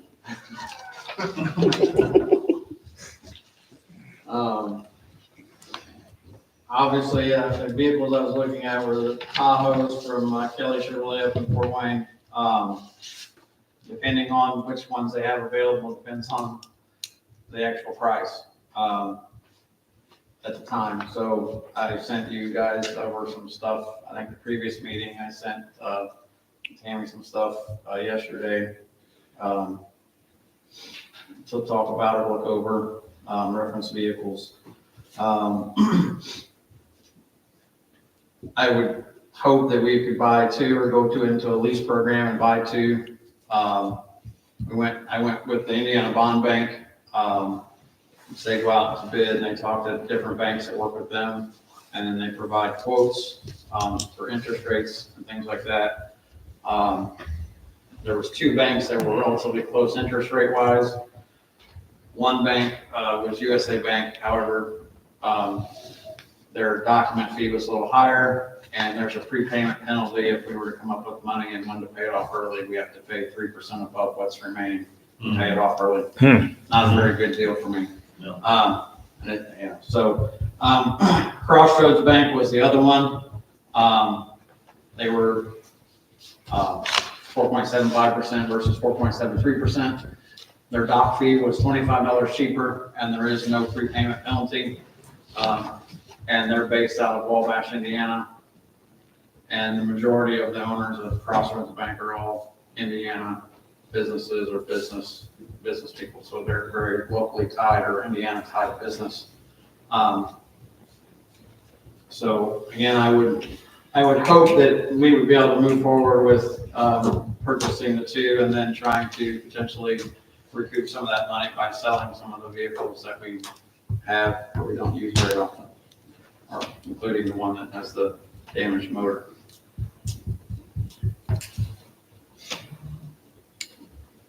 We did talk about the red truck last night, and I'm not sure the council's ready to let go of the red truck for putting up street signs and, just to have a vehicle that Marianne can drive that isn't her own personal vehicle, or, she has to go and file liens all the time, that kind of thing. So does anybody else have any discussion on that? No, I think we talked about it, and given the mileage and everything else, we felt we should keep the truck.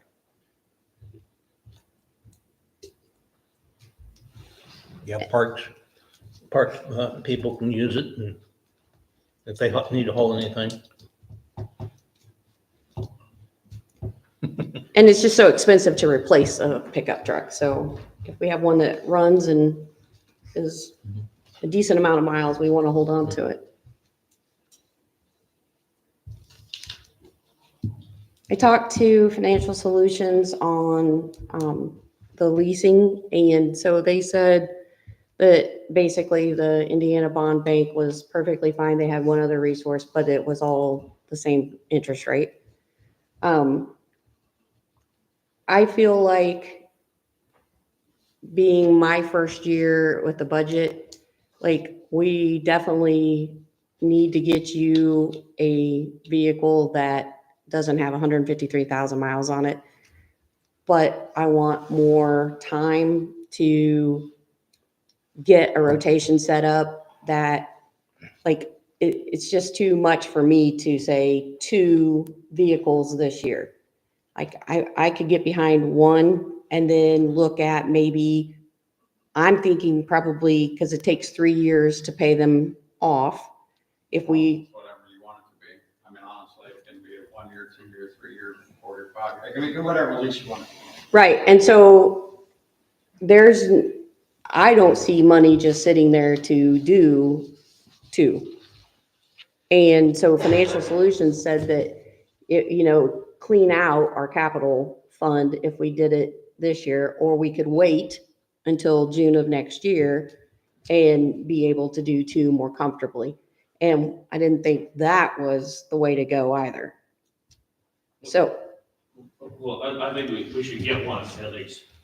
yes, And we need to do that right away, because we already have one down completely.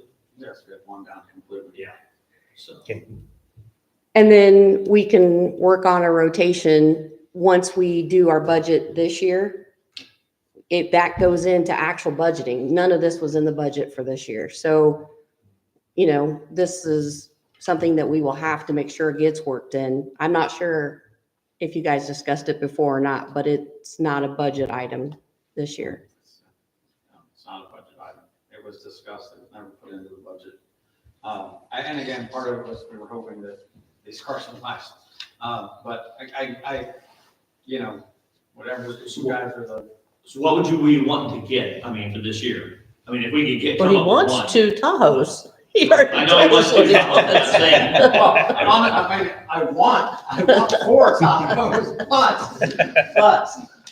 but, again, I would say some winning lottery numbers too, but I don't think we have. you know. But no, seriously, so you want a Tahoe, I mean, is that something that you would be getting from Kelly Chevy, or would we be buying this brand new, or where would we be getting? It's still brand new. It's Brand new. 2024, but it's brand new. It's never been sold.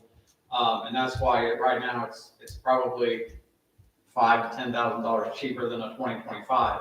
If we wait for the 2025s, we're waiting until the 2025 order comes in. We're waiting to see if somebody doesn't take their full order that they already pre-ordered, which means we're looking at August, September, October. Yeah. We're looking till the end of the year before we even have anything available to get.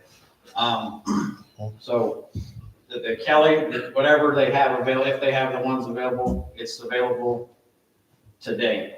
So we can I get it. think, yeah, we're literally just driving up there, picking it up, and then taking it over to the upfitter and signing any paperwork or whatever, whichever way we're gonna go with it to get the paperwork going to move the process forward. I mean, Okay. talking, Is there any negotiations at all with them? Like, they have it listed at this price, this is state bid price. so it's It's non-negotiable. This is, the Chevy Tahoes that are listed for 50,000 or 51,000, they're already about $10,000 cheaper than you can go buy them off the lot. So this is state bid, state puts in and gets bids from, and Kelly Chevrolet is the only one in the state that has this contract. If State you're bids, buying rock from- bottom, no, Yeah. nothing. So like also Chevrolet out in Terre Haute, I believe, or further out, or over, they sell police cars, but they're $65,000 a piece because they can't sell them at state bid, because they can't buy them from Chevy at state bid price. So we're kind of, it's kind of locked in. I mean, it's kind of that no hassle, this is the price you get, move forward. Which color do you prefer? Which one do you think is, I mean, because there's black and there's silver, and there's a very small price difference. I'd like a little uniformity. I want us to kind of like. No, I see what you're saying. I mean, I would probably go with the silver, it's the black. I mean, the silver, the charcoal, I mean, my car gets very nice silver charcoal, but black, you just look at the guy right across the hall, right across the street there, black, and it is filthy. And we don't have a car wash. Yes, and the car wash we use is Crew Car Wash over in Plainfield, because that's where we have our passes through. And it takes, obviously, nice days, it takes forever to get through the car wash. Supposedly, they're putting one in over by Canby at Crew Car Wash, so maybe it'll be a little closer, if it ever gets put in. But I would say the gray. If you've ever seen, so Matt Dalton's the one he drives is kind of that gray color. Chief Buckner's is the gray color. It's a little unique, but I don't think it'll show as much dirt, personally. I don't want any off-the-wall colors. But then with that said, I move that we allow the chief to go ahead and pick up at least one vehicle and go through there. And as far as the lease is concerned, since we're looking at a staggering lease, and we don't want to come up with too much as far as having our payoff, I think we should spread it out for at least 3 years, because we don't know how much we're going to have left here in the budget this year anyways. Well, when I talk to Financial Solutions, the idea is we have enough to get the lease going this year, and let's look at it at budget time before we make a decision on rotation.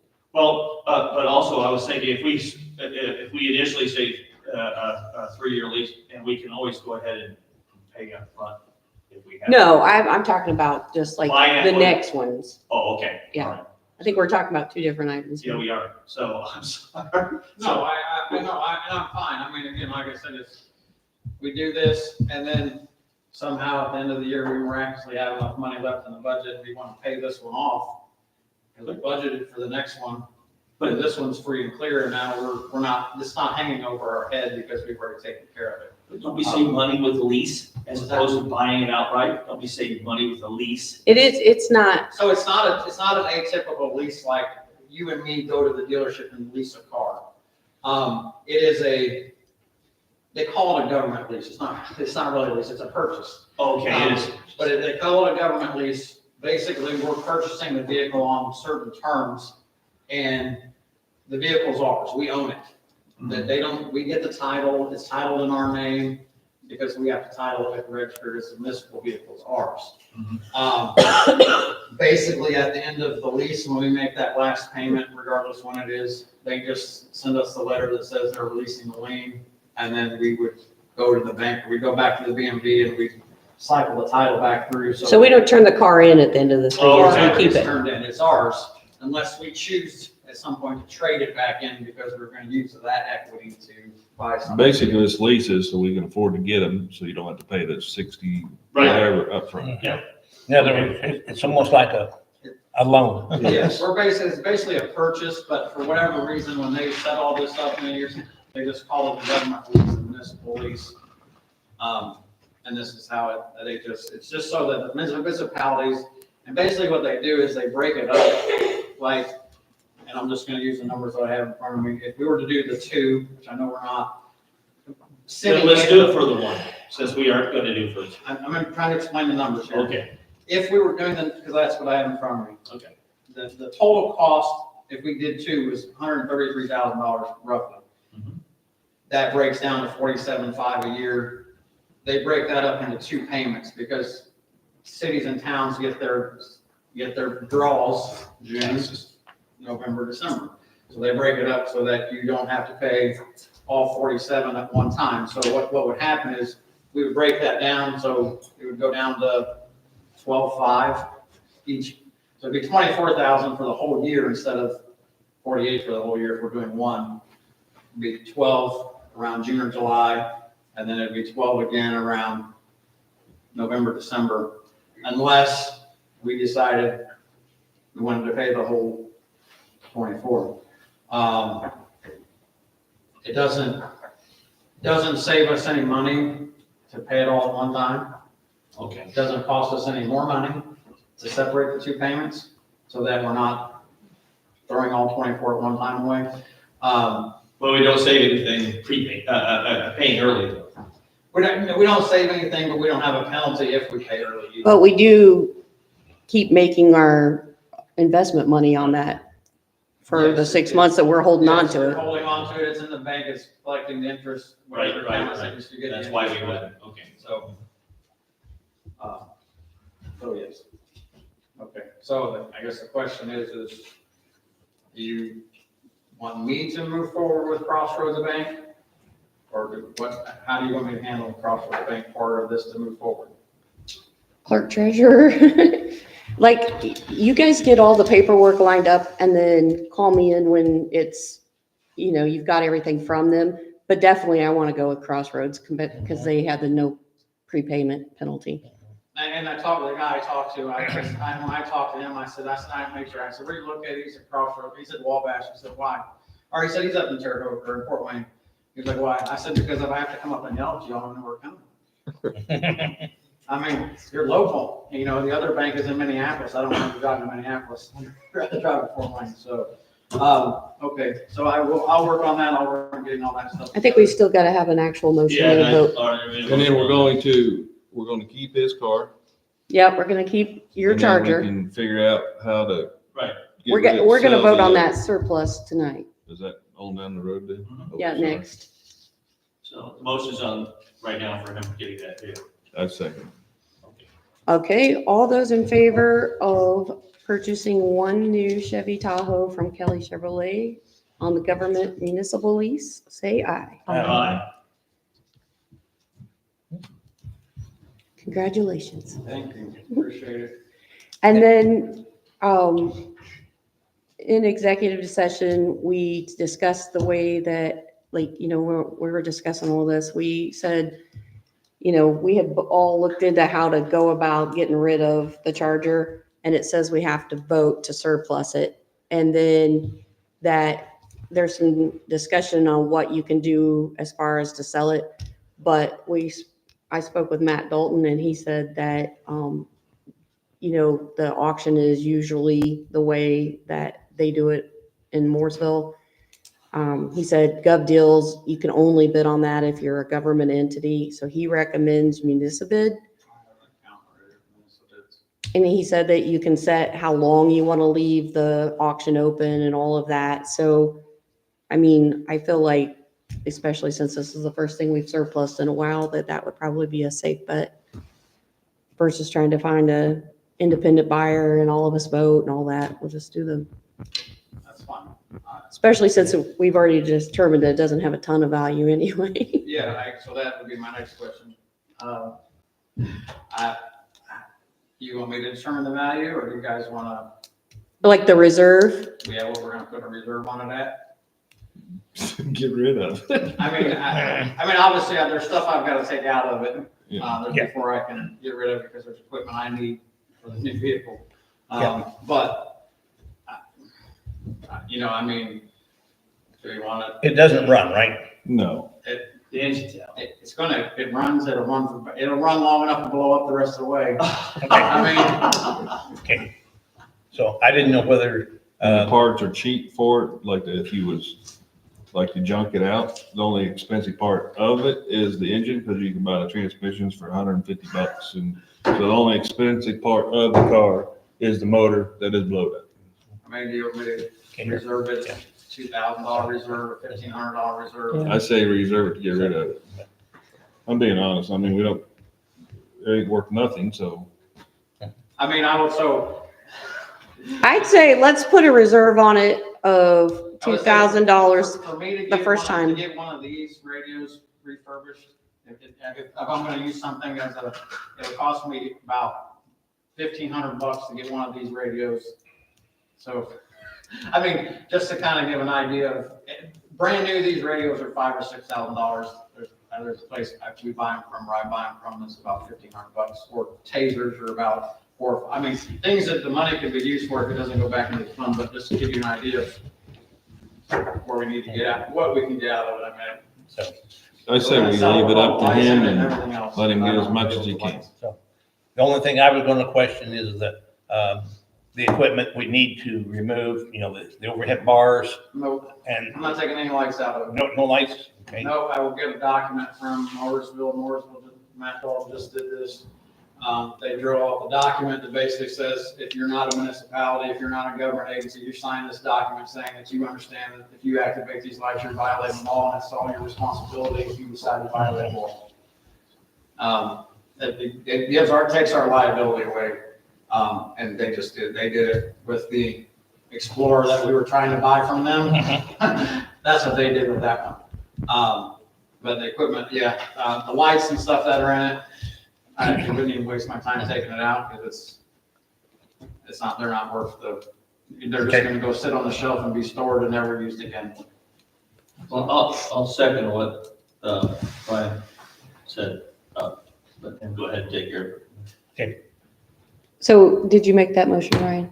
Yes, let him get what he can get. Okay. No reserve on municipal? No reserve. You make it, whatever you make it, you make it. And I'll second that. Well, first we have to vote to surplus it, I think. I make a motion that we, which one of them is it? 2012 white Dodge truck. Okay. Second.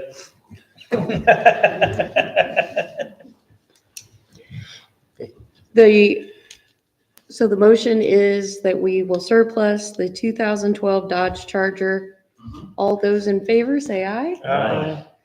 All right, and how about, I'll entertain a motion for selling the 2012 Dodge Charger on municipal. I so move that we sell it on the program that he wants. All right, do we have a second? Second. All those in favor? Aye.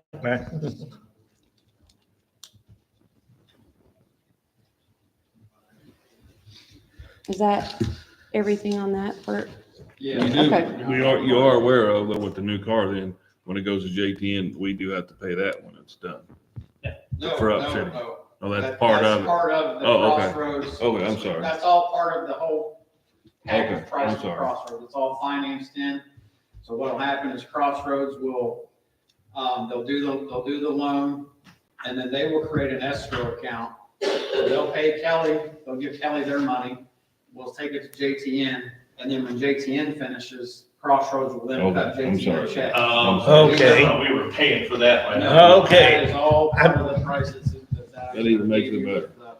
The total price of the vehicle plus the upfitting, that's all Okay. included in the government lease.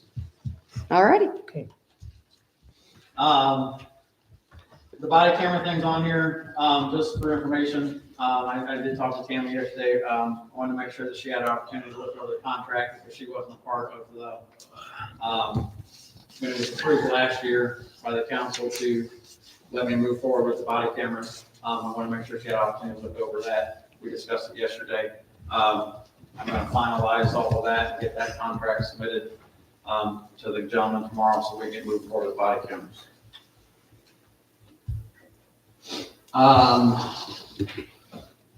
Just for information, the United States Deputy Sheriff's Association donated 10 LED flashlights, these little flashlights right here. They donated 10 of those to us. Basically $660 that didn't cost the town anything, the police department, and taxpayers. And just something that I try to look for so that we can outfit our officers a little bit better and not cost us money. Thank you. The next one is gun lock cables. So there's a program out there. I don't remember the name of the program off the top of my head. I have a case of gun locks downstairs in my office that was donated to us as well. I'm gonna put together, what I'm probably gonna do is I'm probably gonna give enough of them or bring them upstairs so that the office staff has them because they're in the building when people come in, give them the pamphlet or the paperwork to go with them. Have Mary Ann or Callie or whoever send out notifications on the social media that if somebody would like a free gun lock so they can secure their firearm properly, that they come to the town hall and they can request one. I just gotta figure out a way to, I don't wanna track it, because I don't want somebody to believe I'm trying to track that they have a gun. I just wanna know that I've got, yeah, I gotta figure out a way to do it, that I'm not tracking somebody by name or address, I just wanna make sure we can track it so I can get, so if the program asks me for numbers, I can give them back the proper numbers, but, again, all of that was donated so that we can give out to the residents or anybody that sees the social media posts or whatever, so that they can have a free gun lock to secure their gun if that's what they choose to do. Other than that, I think that's all I have. Thank you so much. Thank you. Thank you, Mark.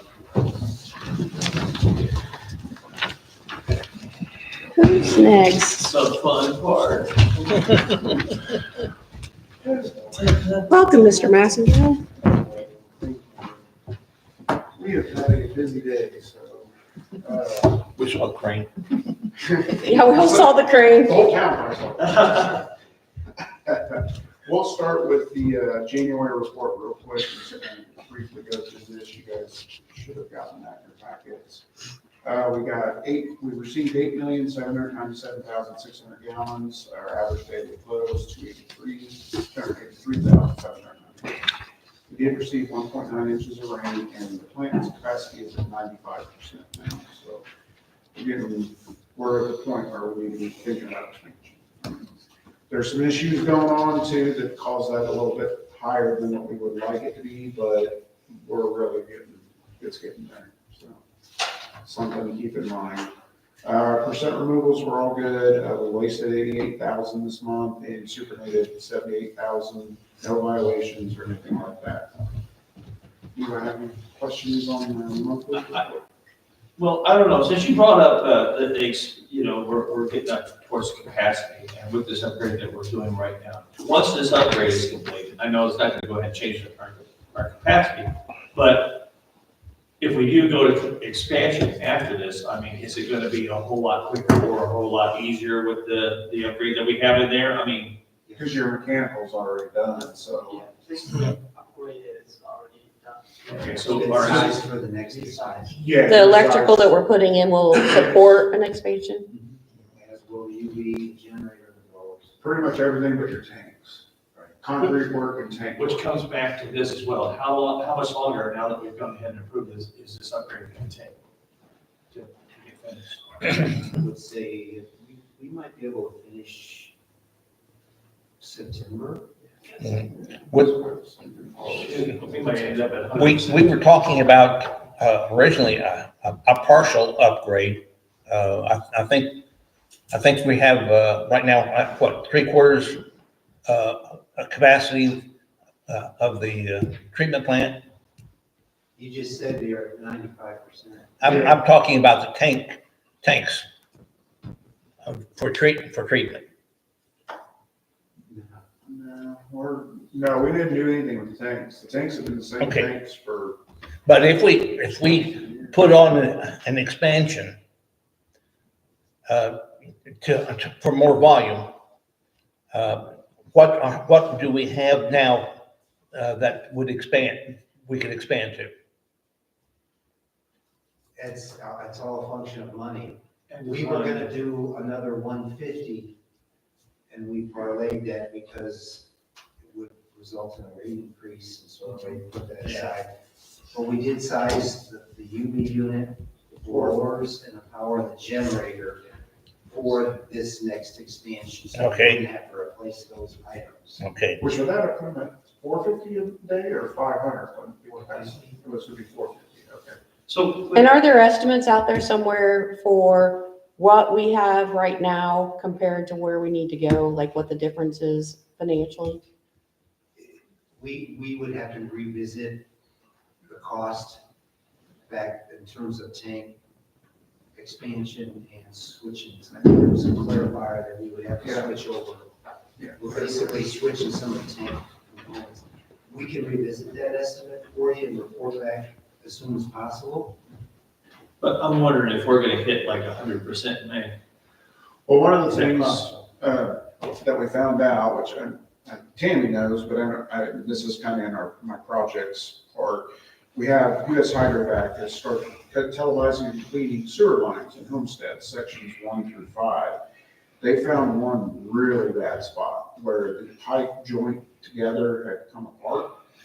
And we had just groundwater just gushing in there. I sent her the video, I've seen the video, it was really, really bad. You should have seen me I trying saw to the explain video. it to him last night. I was like, and it was like this. Yeah, it's just clear water, just gushing through there. It was really bad. It was so bad when they stopped what they were doing and sent me the video. They said, you need to get this fixed now. Yeah, okay.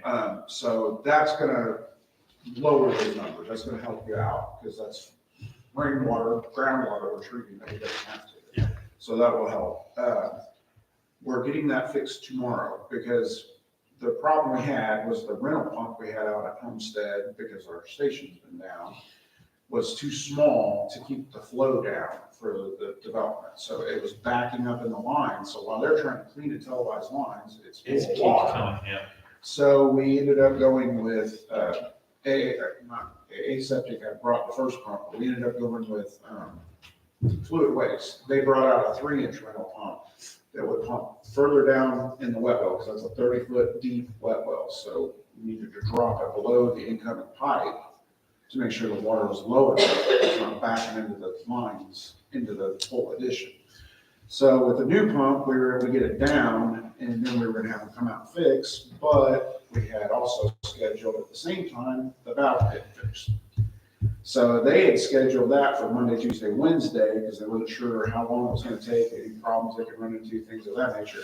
So Fluid Waste couldn't get back out to repair that because it was full of water, this line in the break. But now, today, they fixed all the valving. They got it done in one day, thank God. So they will be coming back tomorrow, but it's just concrete work. It's got nothing to do with your force main or your piping. That was all completely replaced today. So that went great. We had a lot of, juggling and things with all kinds of different vendors, aseptic, fluid waste, MIG, Henderson County. We had to shut their station down, pump it over with back trucks, because all this had to be shut down. Right. And then we had to back, that pipe goes up the hill across Eagle Point and all the way to the plant. Well, I had to climb down in there and open a check valve and drain that pipe. So these guys aren't in here and they're not cracking open these pipes when they get showered with sewage. So I had to do that today. So we got that resolved and it's all back and running good now. But because of that, I talked to the fluid waste guy. They're coming out tomorrow now because they can get to this now, seal this line up and line it. So hopefully tomorrow we get good news from them and that gets resolved as well. And that should help with our infiltration, our plant capacity, should drop that down. I imagine you're still going to be close to 90, but you're not going to be above 90, I hope. Okay, so. Good work. So to go on to the projects, MIG was scheduled, like I just said, this Monday, Tuesday, Wednesday. They replaced all the check valves, gate valves, everything's been totally redone in that pit off Highway 39. And if you remember right back when all this started, somebody hit it with their car, ripped the whole thing off, and we paid to have it reset, and somebody didn't seal it properly, so it filled with groundwater and rainwater. Nobody knew it, and it rusted out, piping and the valving, created all these issues. So we will have that fixed and back up and running hopefully. Yes, and they made, that's the other thing, there was another connection in there that never got connected because it was for an expansion. When Homestead built out, we were supposed to connect an extra pipe in there so that we'd have enough room, more flow going through there. They did that as well. They did connect that pipe today as well. So all the piping is connected. Everything's good. So if you want to, you could isolate Henderson County School at 6. Yes. Yeah. Yes. Should we consider putting some of these large concrete filled pipes around that from more protection? I don't know. I mean, that's something for you guys to think about. Maybe, I don't know, the cost on something like that. I don't know how that's gonna Sit with the sit landowner. with the landowner. The landowner's not too happy with the way it is now, so anything in addition to that, I don't know. She would like to see it ground level, not sticking up off the ground, but it's above the ground because it's been farmed, and we didn't want the tractor driving over it, destroying it that way. 6 on one side, half dozen on the other. If it's ground level, a car will drive over it and hopefully not rip the thing off the top and damage it. So, it's one of those deals where what do you do? Till that property's fully developed, you're really kind of stuck with what you got. Once they develop it and put whatever they're gonna put in there, you could look at lowering that ground level and try to do some things with it. But right now, you're kind of stuck with it. So that's taken care of. We repaired the flow meter plastic piece, but I couldn't repair it inside the pit. I had to take it apart and bring it up out of the pit and repair it on a desk and on a workbench. So I did get that repaired. We have to reinstall it still. I hope to do that this Friday so we can actually get flow readings on Homestead's lift station, how much water is going out of our station. We're still waiting on repairing the water line and the line string, and it's just one of those things keeps getting pushed back on the back burner. The utility attorney requested a bunch of information from me. I've gotten her everything she needed. I haven't heard back from her. Sounds like she's pleased. I was gonna say, in the future, if you would, just start forwarding that to everybody else in the council, because I think only Tammy and I got some of that. On the what? On all the stuff that was going on with the IDM and everybody. On IDM or the attorney? Or The both, utility or attorney? both of them. Okay. I think that if, like with the litigation, I think we'll disperse it between us. Okay, but I'm just saying, but with anything else, just so everybody else knows, because I just. Yeah, 'cause I wasn't sure who was all on that. Okay. I thought maybe all of you were. I was on some of it. Yeah, I was gonna say, I thought you were at least, Carol. Okay. I'm not sure. There was a lot of people. I was gonna say, it was rapid fire. I wasn't on There it. was Yes. I did. 7 or 8 people. So I'm not sure. But US Hydrovac has been working on Homestead cleaning televising lines. We had a couple calls. I had one lady who called and complained it did blow up her toilet. And she didn't know that was happening, even though we notified people. They've put door hangers out. It was on the Monrovia Connect app, and I asked her, well, do you have the Monrovia Connect app? No, I don't have that. Well, I haven't. I got notified. And I said, would you check your front door? No, I don't go through my front door. I go through my garage. Okay, well, you should probably have a door hanger on the front door. You might want to check. And I just sort of called town hall and talked to them. I don't think there's anything that can be done. I mean, we've done our part in notifying people. I mean, the town can't pay somebody to go take a clean out of every single house. It would take days. Well, I was getting calls when you guys were doing Lada a couple of years ago. Yeah. Yeah. I mean, it's just, it's part of it. I mean, all we can do is notify people. That's right. So, other than that, it's been going good. I'm expecting the footage and the video, and we'll review it. Look for any other areas that has cracks or breaks in the sewer lines and get those repaired. And again, remember, this is the sections that were before we took over. This was that previous engineering company that you guys had doing it that did the dentist office. And, we've heard some bad stuff about it. So we'll let that go. So then the other thing was the pump at Homestead. That was one of the homeowners near Homestead's lift station are very pleased with the fluid waste pump. It's a more modern pump, and they call it a whisper pump. Like you can literally sit and talk on the phone while this thing is running, and it's huge. I mean, it's a big 6-inch line, and it pumps way better than the other pump, and it's 10 times quieter. So About the alarm. The alarms are all upgraded, Oh, okay. so we should be good on those too. What's wrong with that lift station? Because they lost your pump. Homestead? Oh, well, Mike's got in there and fried it about a year ago, and it hasn't been right since. Yeah. We've been battling that thing for forever. But I did notify BBC that it's ready for, I told them that the valve pit's been done, so they're on deck now. They need to be getting our pumps to us, they're paid for. I think Ricky already paid them, I'm pretty sure. And more. It was a pretty good bill, so we got to wait. Yeah, we got two new, Sharomis, we've got these Sharomis.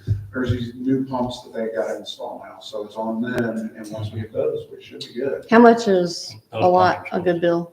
Grind up material. and It's stuff. 50,000. 56. Something like that, yeah. And how much were those cranes also that were rented out too? That crane, The cranes that you had out there? I don't know, that was on MIG, that was the valve pit thing, that was part of their price. You guys already approved that, so I don't know. It was their crane, yeah, that was one of their cranes they used. I wondered how they were gonna do that, 'cause those valves- I don't know who's lifting those in and out, but what? And that boom was high. Yeah, it was. That was close to those high tension lines. That's what I thought they were working on at first. No, That was us, that was the town. I was waiting to see if you were out there. I was twice, but not the whole time. Sean, what was the thing you asked me about if I wanted to, Oh, skimmers, okay, so in the past, we've done this a couple different ways, and I honestly, I don't care either way, whatever you guys want to do. The surface skimmers on the clarifiers over the winter, they freeze and they break, this happens all the time, it's a constant battle, we had an item inspection, we want them all fixed, had a problem with them.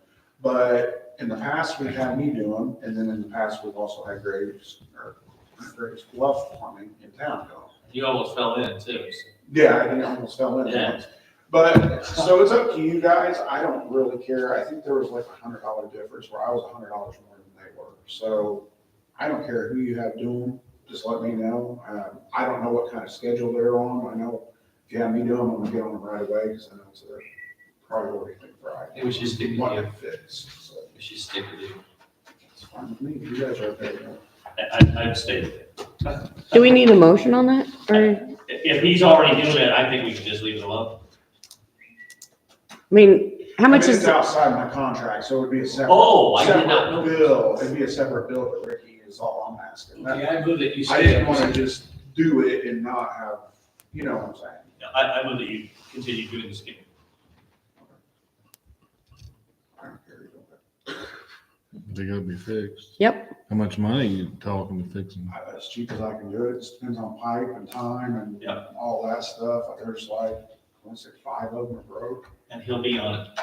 And I can get it done. so how did you know that you're only $100 difference, or that you were talking about last The time? last time, yeah, because the last time we went ahead and bid, and I got a bid from them, and I did my bid, he was $100 cheaper than me, but that was, I don't know, a year or two ago. 2023. Yeah, I think so, and he's a lot busier now than he was, and he's got more trucks. I don't know, $100 you can make or break things. My motion stands. We gotta get them fixed. We're in timeout. I'll second the motion to have Sean fix the skimmers. All those in favor? Bye. Thank you. Hey, thank you so much for your administrative hours and hours. I appreciate it. It's been a rough few weeks. For sure. You have been putting in the overtime for sure. But you know you're needed. Yeah. I knew that. Parks and Rec. She's here. So the park board's had 2 meetings so far this year. We had our regular meeting on January the 29th, and then we had a special meeting on February the 5th, working on our 5-year plan, because I don't remember we talked about 5-year plan kind of blew up in our faces. So we're working on that again so that we have it ready to turn in, and have it turned in by the deadline of April 15th. One of the things on the 5-year plan, when I spoke with DNR, which is who we turned the 5-year plan into, is our park doesn't have anything that's really ADA compliant. And so he suggested, to show that we are working on becoming ADA compliant, to start with picnic tables. And he said the easiest way to do picnic tables is to take our existing picnic tables and add, put new boards on them and make them longer so someone can get up underneath the chairs. So we're going to take 2 of our existing picnic tables and do that with those. It's the cheapest and easiest way to do it. So, we're gonna do that this spring to start showing that we're working on getting ADA compliant. Because we want to, which is what we're hoping to do when we get a trail. So when we get the trail, we will get a trail to the playground and a trail to the shelter house. But right now, because that takes funds, we don't have that. So he told us that was the easiest way, was to show that we are working on that. So that's that was one of the things that we talked about doing, and working towards that. We also need to know, before, when we turned it in, we had the town manager was the ADA contact for the town. So I'm hoping that Mary Ann will be the ADA contact for the town, that we can put that in. And they talk about that in that course, by the way. That's one of the topics that they're gonna teach. It's the ADA compliance. So we're working on a 5-year plan. Hopefully we will have that, ready so we can have it turned in by, like I said, that deadline is April 15th. We have Aquatic Design has started working on the wetland. They were hoping to get in there when the ground was frozen and start digging up, getting the swells dug and digging up the wetland. So they have started working on that. Hopefully we'll have a nice wetland area that is draining correctly and maybe a little more mosquito controlled area. And they're going, when the weather's nicer, they're going to go in and they'll plant some native plants in there for us too. The porta pot that we had, well, it was supposed to be picked up end of October, first part of November, and they did not get it picked up until January. So we ended up having to pay an extra 2 months for it. So we ended up paying them $340 extra because it didn't get picked up. So we don't know where the miscommunication happened, but we ended up paying a little more extra for it than we were hoping. Well, we weren't gonna have one out there all winter anyways, right? No, the plan was to have it out for just what we're calling playground season. We're gonna have it out for April to the end of October, and then we end up pretty much having it out for the winter. They picked it up in January. But Ricky talked to them, and they're bringing it back the 1st of April, and then they're going to pick it up. We're gonna make sure they pick it up at the end of October, so we don't have that excess cost. That's ridiculous that we were paying for the porta pot to be there at that time. So, and then we are planning on having a community event on June the 7th at the park.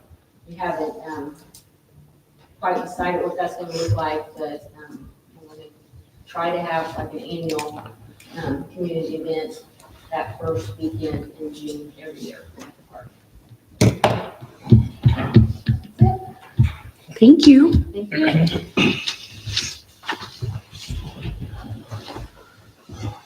I'm on the redevelopment commission, so we haven't had any meetings recently. There's nothing to report there. Public Works, We haven't had any meetings. haven't had any meetings. Do you have a date or kind of a ballpark idea when you want? I'm gonna try it about the second week of March. Okay. Hopefully I can move around enough by then. Yep, now you have a town manager to help you get all that out too. And council comments and additional topics. Anyone?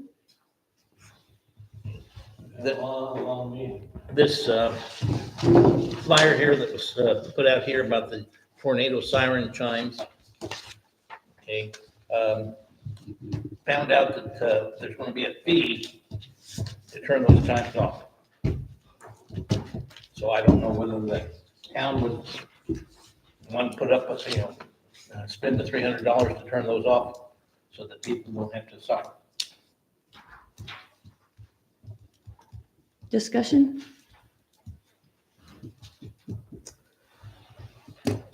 We don't have any good way of getting, I know Lauren doesn't like them. I'll have to say, I feel like I'm in the twilight zone when I'm home and they go off. It's a weird thing. They're so loud.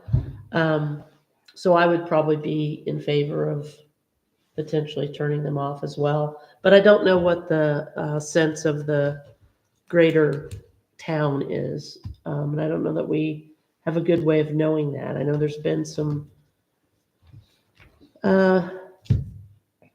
anecdotal, feedback, but I don't know if we turned them off, if there would be a lot of people who live a little further away from them who think they're nice. I don't know. But they are very loud if you're in the immediate area of where they're at. I'm gonna chime in that I don't care either way. When they go off, I kind of like, I notice it, but it's not terrible in my house. But I was driving past IGA the other day when they went off, and I literally went like that. Yeah. So that was the first time I was like, whoa. Yeah, it's a I it's a can't whoa. imagine how loud that is at your house. And the firemen, yeah, they were shocked, especially when they first started. But they're even disclosing than I am. We get blamed for it. I get 3 or 4 phone calls a week. Yeah, I mean, $300 in the big scheme of things, I don't think is enough money for us to not turn them off. We can't turn them down. Yeah, there's no volume setting. It's either what they are or turn them off. That's what I found out last fall. Well, we can make it a non-issue by turning them off, paying the $300, and then we won't have to hear anything more about it again. Because everybody has a watch or an alarm clock, and if they want to set it for noon or 6, that's my thing. I mean, I don't hear them that loud as far as where my house is. They're not that loud. But if it's bothering enough people, I don't know. Was there ever a purpose for them? I didn't even know about these things. It's charming. I think it's watch. charming. Yeah. But I think it's charming when I'm in my house. I did not think it was charming at IGA. I was startled. About 7 days. I didn't even know about this stuff until they went off. I imagine the thought when we found out they could do it, and I was not part of that decision. Oh, they'll ring a bell and it'll sound like a church bell at noon and 6. Hey, let's turn that on. And then the reality of what it was kind of not what I think it was probably thought it was, is my guess. So, Well, I'll move that we go ahead and turn them off. I'll second I that. was going to say. Huh? So I don't think you get too much. Okay. I'll just move that we turn them off. Being as this is a repetitive issue that keeps coming up on our desk each month, I think I will say all those in favor. Aye. Aye. Mr. Marsh? Aye. Motion carries 5-0. Mad. Bells go away. Won't get any more. Mary Ann won't get has a more question. calls, Chief. First, is this me going to town manager, is it effective immediately? Yes. Okay, then can I open up the plan administrator position so that I can get back to one job? Not yet. We have some negotiations that we need, we're still working on. Okay, Appreciate that, and we need to get your salary ordinance and all that stuff done, and then we can focus on that. But yes, I understand your frustration for sure. well, it's just going into the busy season for that. Yeah. So, Well, we'll let you know just as soon as we have some decisions on that. Okay. I move that we adjourn. I second. Second, third. All those in favor? Aye. Thank you. Thank you, everybody, for joining us for 2.5 hours.